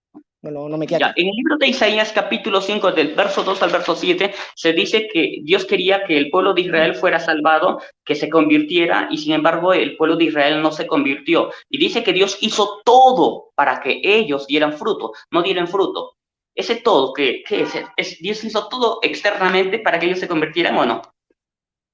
Isaías, capítulo 5, versos 2 al 7. ¿Cómo me responde eso? Isaías 5, verso del 2 al 7. ¿Me lo podrías Sí, leer, por favor? te lo leo. Ya, no, déjame, porque si no se va a acabar el tiempo. Claro, porque Dios le entregó todos los medios, pero ellos lo rechazaron. No veo en qué sentido eso significa que hay algún tipo de independencia en ese rechazo, por decirlo de alguna forma. Pero ¿para qué le entregaría todos los medios si finalmente la intención de Dios no era que ellos fueran salvos? Con el mismo propósito que Dios envió a Moisés a decirle que de liberar al pueblo, pero igual iba a endurecer su corazón para que no lo hiciera. Dios No, pero a puede, ver, el es el mismo contexto es propósito. distinto, ¿no? Por ese pueblo hace todo. En cambio, por Faraón, por ejemplo, cuando lo endurece, Dios no hace todo para que él se Ya, convierta. Son casos terminado. distintos. Terminó. Muy bien. Terminó entonces la primera ronda de 7 minutos.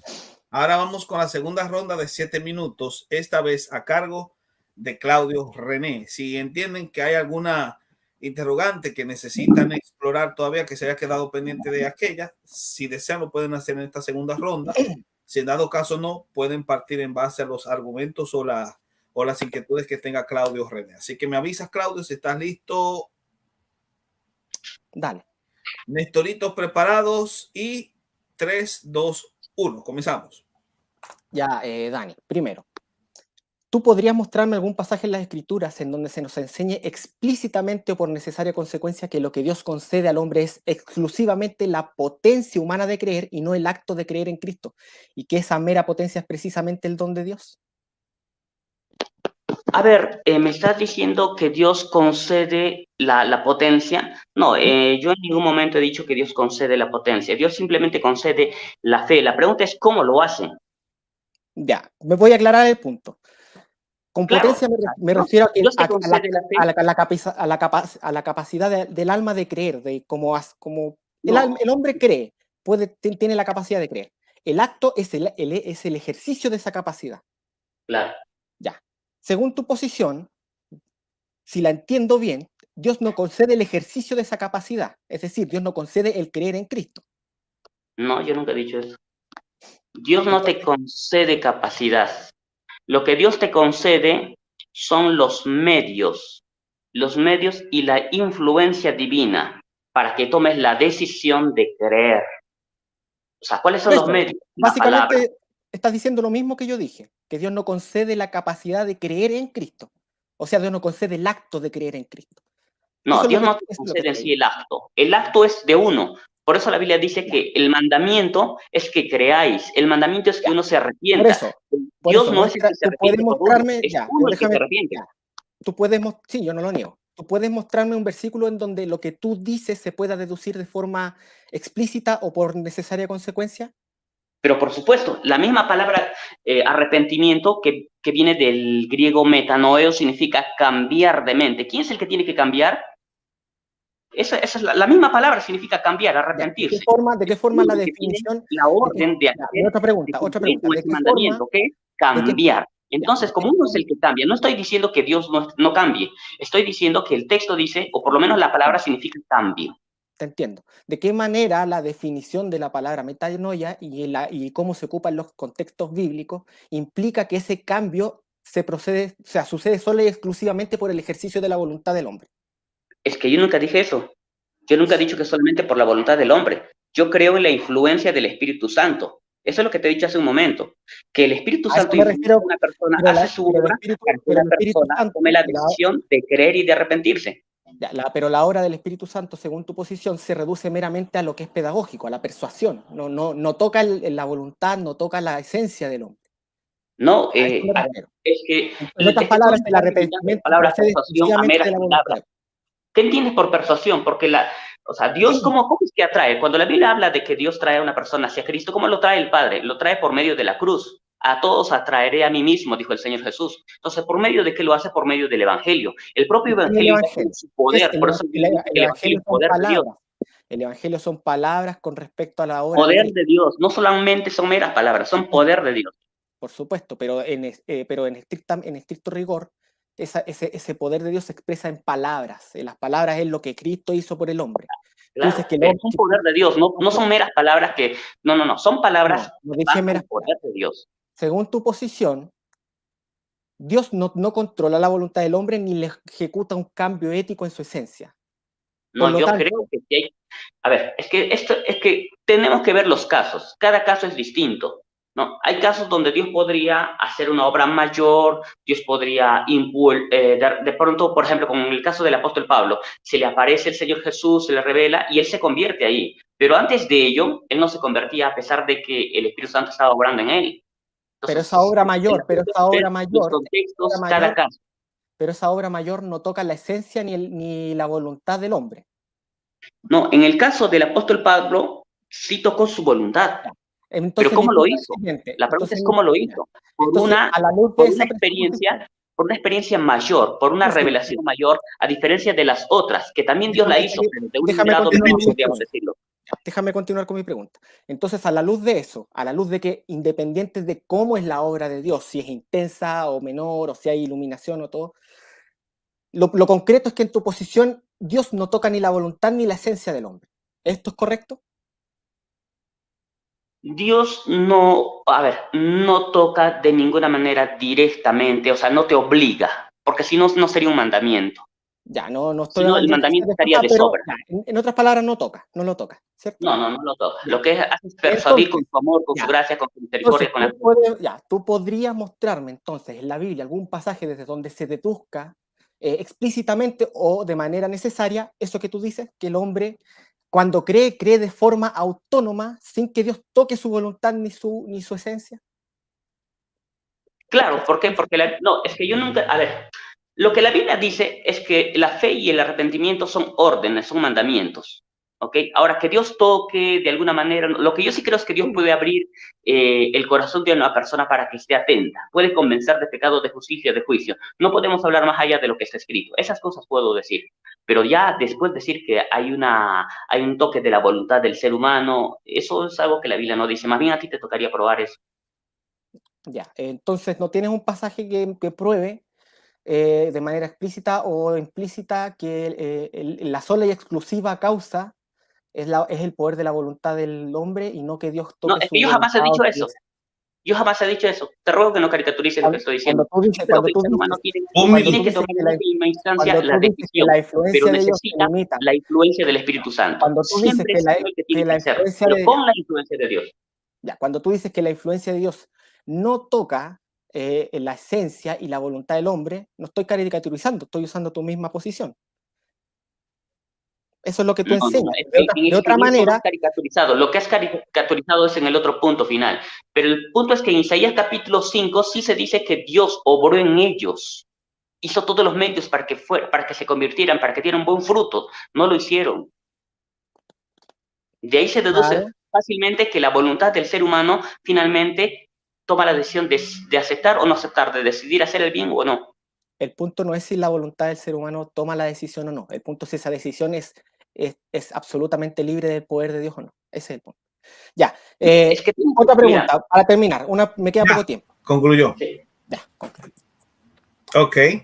Bueno, señores, este debate prácticamente ha llegado al final. Ahora, de acuerdo a lo que se ha estipulado anteriormente, entramos a los 8 minutos de conclusión. En este caso, iniciará Dani con sus 8 minutos de conclusión. Me avisa si estás listo. Sí, un segundo todavía. Lo que quisiera también es que mi oponente, no voy a argumentar ahora, solamente que responda a lo que yo afirmé en mi primera argumentación, porque no tocó nada. Me gustaría que lo tocara. Si yo traté de responder algo de lo que él planteó. Entonces, por lo menos que tocara, aunque sea uno, me voy a sentir contento. ¿Cuál específicamente? ¿Puedo empezar? Bueno, son tus sería como una extensión del interrogatorio. Sí, sería una extensión del interrogatorio. Mejor, ustedes pueden dejar todo lo demás para un segundo debate si desean desarrollarlo, pero en este caso, vamos a los 8 minutos de conclusión específicamente. Así que, Dani, me avisa si estás listo. Listo. Ok, comenzamos en 3, 2, 1. Mientras todavía estamos en el debate, no hay necesidad de extensión, todavía tiene tiempo de 8 minutos para responder todo lo que yo había argumentado. Si se ha olvidado, yo lo voy a repetir de nuevo. La Biblia dice claramente que Dios eligió al pueblo de Israel y a muchas personas, pero por causa de su fe.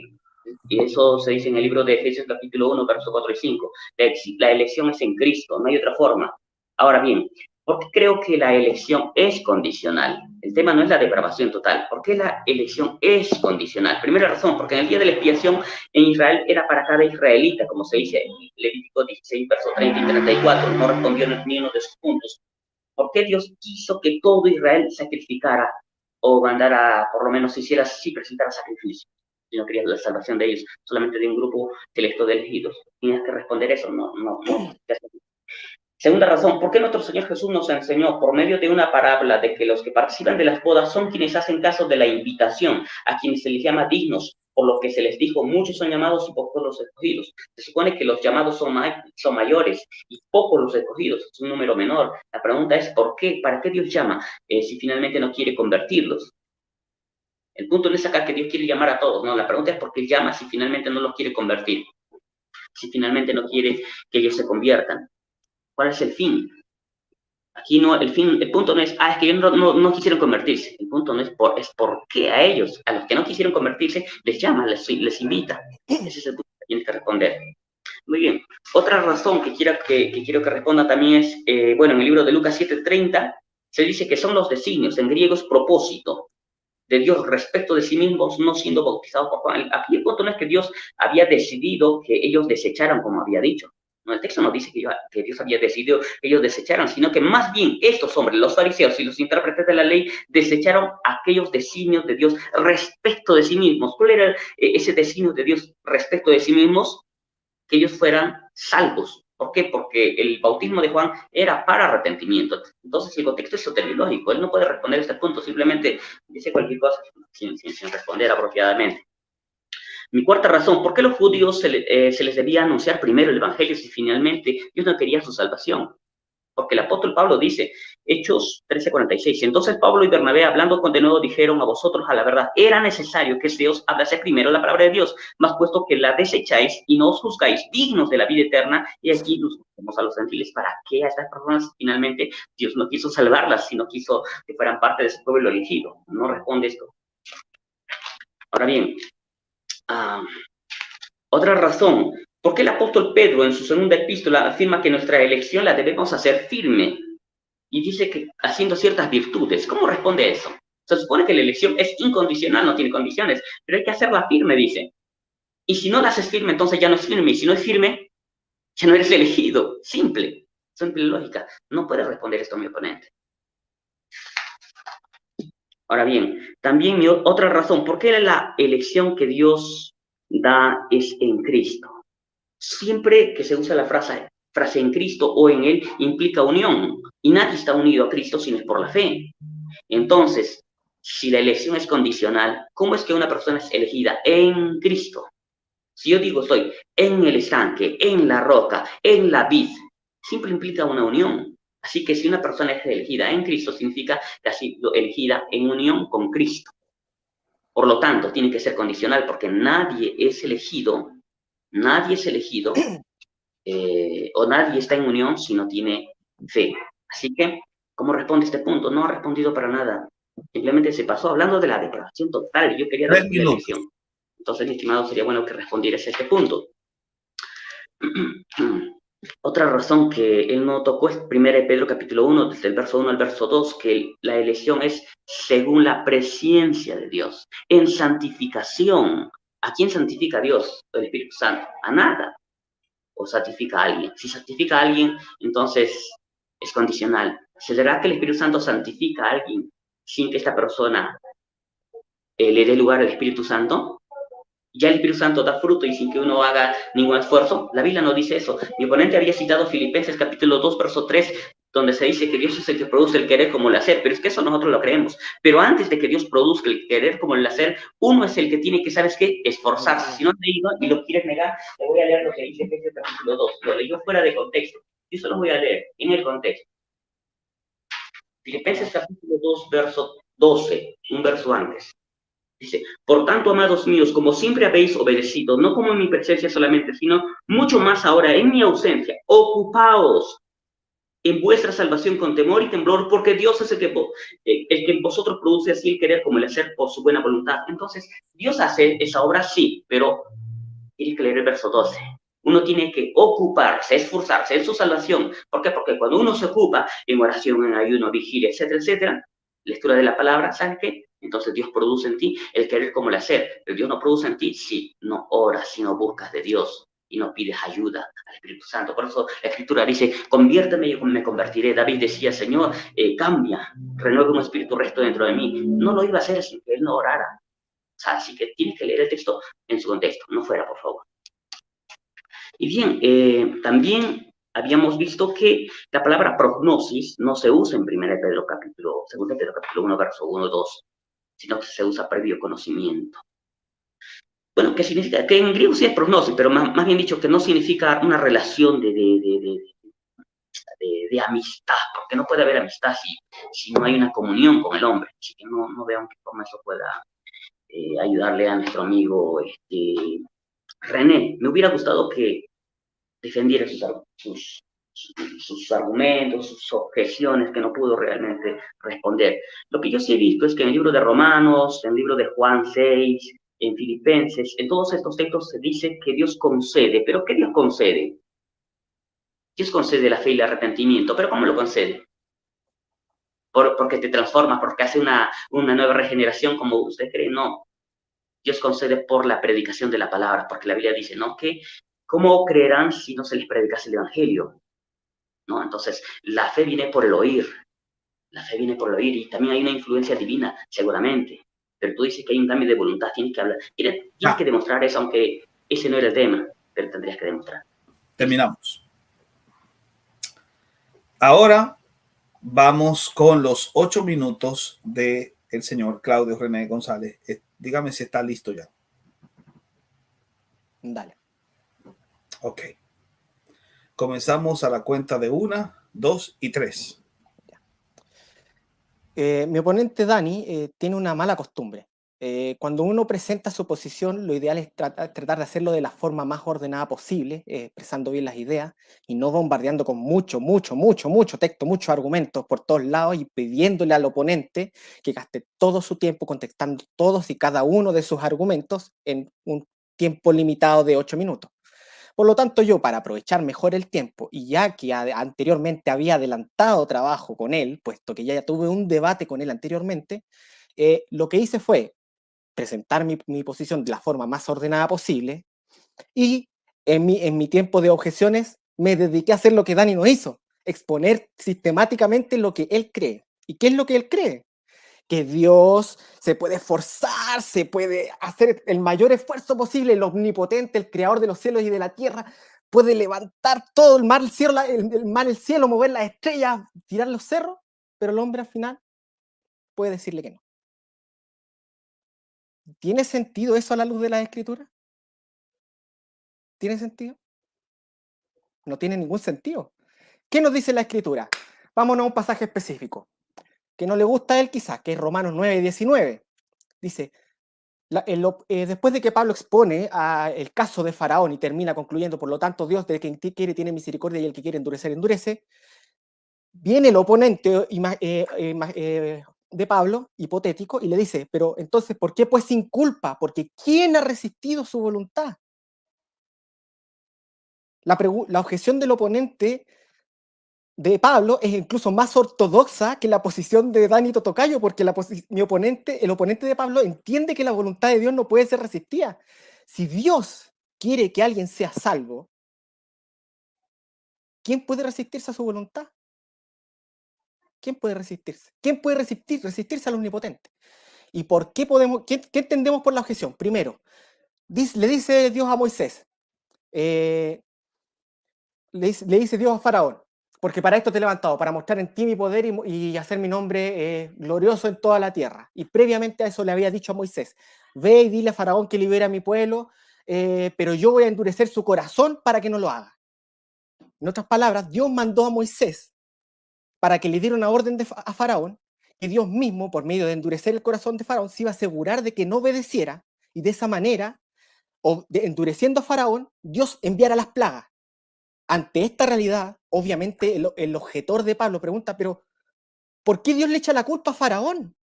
¿Por qué Dios lo culpa y le envía las plagas si al fin está de Dios de ser endurecido? El oponente de Pablo es más ortodoxo que Dani Totocayo. ¿Se lo imaginan o no? ¿Y cuál fue la respuesta de Pablo? Mas antes, hombres, ¿quién eres tú para que alterques con Dios? ¿Dirá el vaso de barro al que lo formó, por qué me ha hecho así? ¿O no puede el alfarero hacer de la misma masa un vaso para honra y otro para deshonra? ¿En qué parte de toda esa argumentación de Pablo cabe la idea implícita o explícita de que la masa puede decirle, Dios, ¿por qué me hiciste así? Dios, ¿por qué me estás formando de esta manera? ¿Dónde? No existe, no existe, no existe. Sí, el hombre tiene voluntad, sí, el hombre decide, pero no hay ningún lugar en las escrituras, y Dani no lo puedo probar, que nos pudiera enseñar que esa decisión del hombre ocurre por la sola y exclusiva potencia de la voluntad del hombre, sin la agencia de Dios. Es más, según el hombre de Dani Totocayo, la voluntad de este hombre puede abstraerse del contexto de maldad en el que existe y hacer el bien. ¿Pero cómo? ¿Bajo qué principio? ¿Bajo qué principio? Si Dios no la toca y Dios no cambia la naturaleza de este hombre. ¿Es el hombre un árbol malo o no lo es? Eso no lo es. Si es un árbol malo, ¿puede hacer algo bueno? ¿Puede el árbol malo dar buen fruto? No puede, no puede. Dani dice, tú estás objetando a la depravación total, pero por favor, si la condición para que el hombre de Dani sea salvo tiene que proceder exclusivamente del poder del hombre, entonces este hombre tiene que tener las condiciones necesarias para que surja esta fe que es un don de Dios, según la Escritura, porque la Escritura nos da la potencia de creer. Como dije en mi primera presentación, que un paralítico tenga piernas no significa que las pueda usar. ¿De qué sirve que el hombre tenga la potencia de creer si no puede creer en Cristo? Y todas las veces que la Escritura menciona que la fe es un don de Dios, 3 minutos. todas las veces implica que es un acto del hombre al que Dios le concede. Es el creer en Cristo lo que Dios concede. Filipenses 1:29 no se puede escapar de eso. De hecho, Dani dice que 2:13 lo interpretó mal. Pero en el contexto, lo que llama a Pablo no es a no perder la salvación, es a mantenerse humilde. ¿Por qué? Porque así como Cristo se vació a sí mismo y en esta forma de siervo estuvo en total independencia al Padre, con temor al Padre, tanto más el hombre no tiene nada en sí mismo, porque la realidad es que todo lo que el hombre tenga lo produce Dios. Porque Dios es el que produce en vosotros el querer como el hacer. Dios produce en vosotros. Dios produce en vosotros. Ese es el Dios del universo, el creador de los cielos y de la tierra, el soberano. Dios no te tiene que estar preguntando, pucha, te quiero salvar, me voy a esforzar lo suficiente para salvarte. Para que al final la criatura, el vaso le diga, no, yo quiero ser un vaso para honra. O no, yo quiero ser un vaso para deshonra. ¿Por qué el alfarero me hace un vaso para deshonra o de honra si yo tengo la palabra final? ¿No tiene potestad el alfarero para hacer de la misma masa un vaso para honra y otro para deshonra? ¿Qué tiene la masa de especial? Nada, nada. Y ese es el testimonio constante de la Biblia. El Dios del cielo y de la tierra viene a salvar a su pueblo. Y Él los salva a todos y a cada uno, concediéndole aquellos dones que Cristo ganó en la cruz. Porque Filipenses 1:29 dice lo siguiente: porque a vosotros os es concedido por causa de Cristo, no solo que creáis en Él. La fe es un don que Cristo obtuvo para el elegido en la cruz. Y en el tiempo, Dios la concede al elegido. Dios salva y Dios protege a su pueblo. Ese es el Dios de la Biblia. No este Dios que trata de entender, de convencer al vaso. Pucha, yo quiero hacerte un vaso para honra, pero tú no me querís dejar. No, ese Dios no existe. Ese Dios no existe. No es el Dios de la Biblia. Muchas gracias. Terminé mi presentación. Excelente. Bueno, señores, hemos llegado al final de este debate. Te quedaba todavía un minuto, Amado. No, ahí no, dejémoslo hasta ahí. Bueno, pues está bien. Entonces hemos concluido. Gracias a Dios, gracias a los moderadores del canal, gracias a los dos expositores de esta ocasión por mantener el nivel de respeto, de hermandad.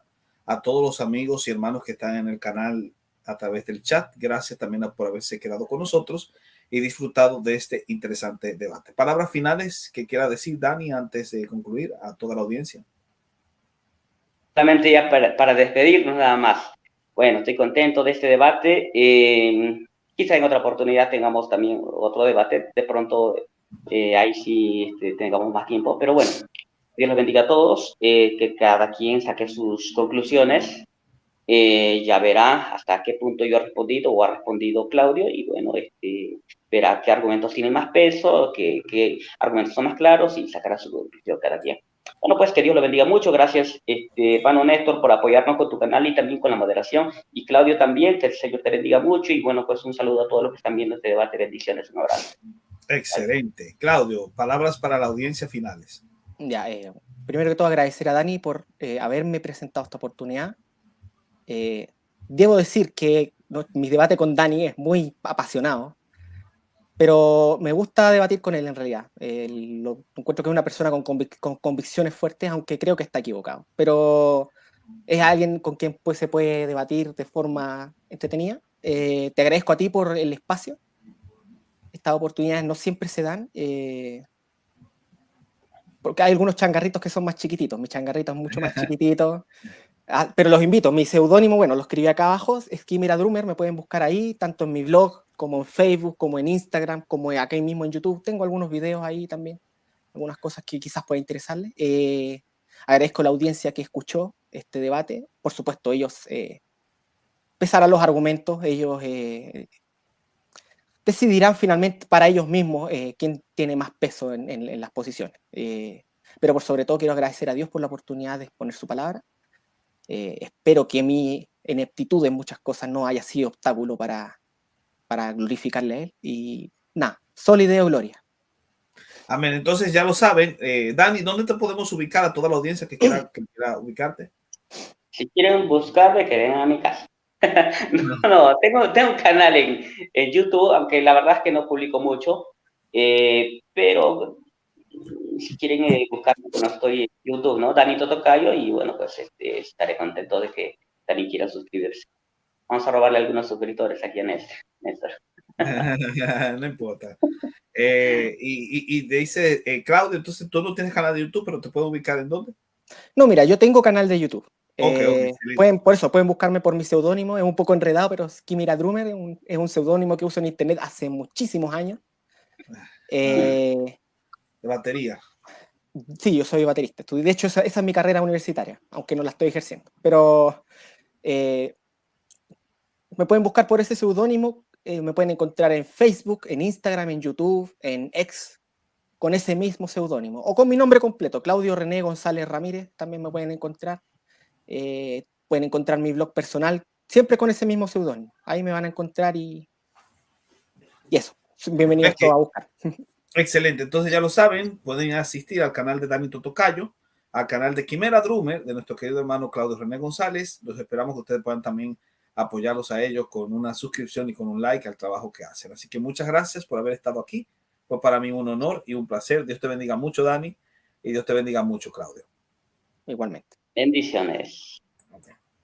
Asimismo, gracias a toda la audiencia que se quedó con nosotros hasta el final. Ustedes saben que el objetivo es seguir aprendiendo. Dios les guarde siempre. Saquen todas las conclusiones de este interesante intercambio de ideas y, como dicen nuestros hermanos, la gracia de Dios les acompañe siempre. Dios me los bendiga. Cristo les guarde.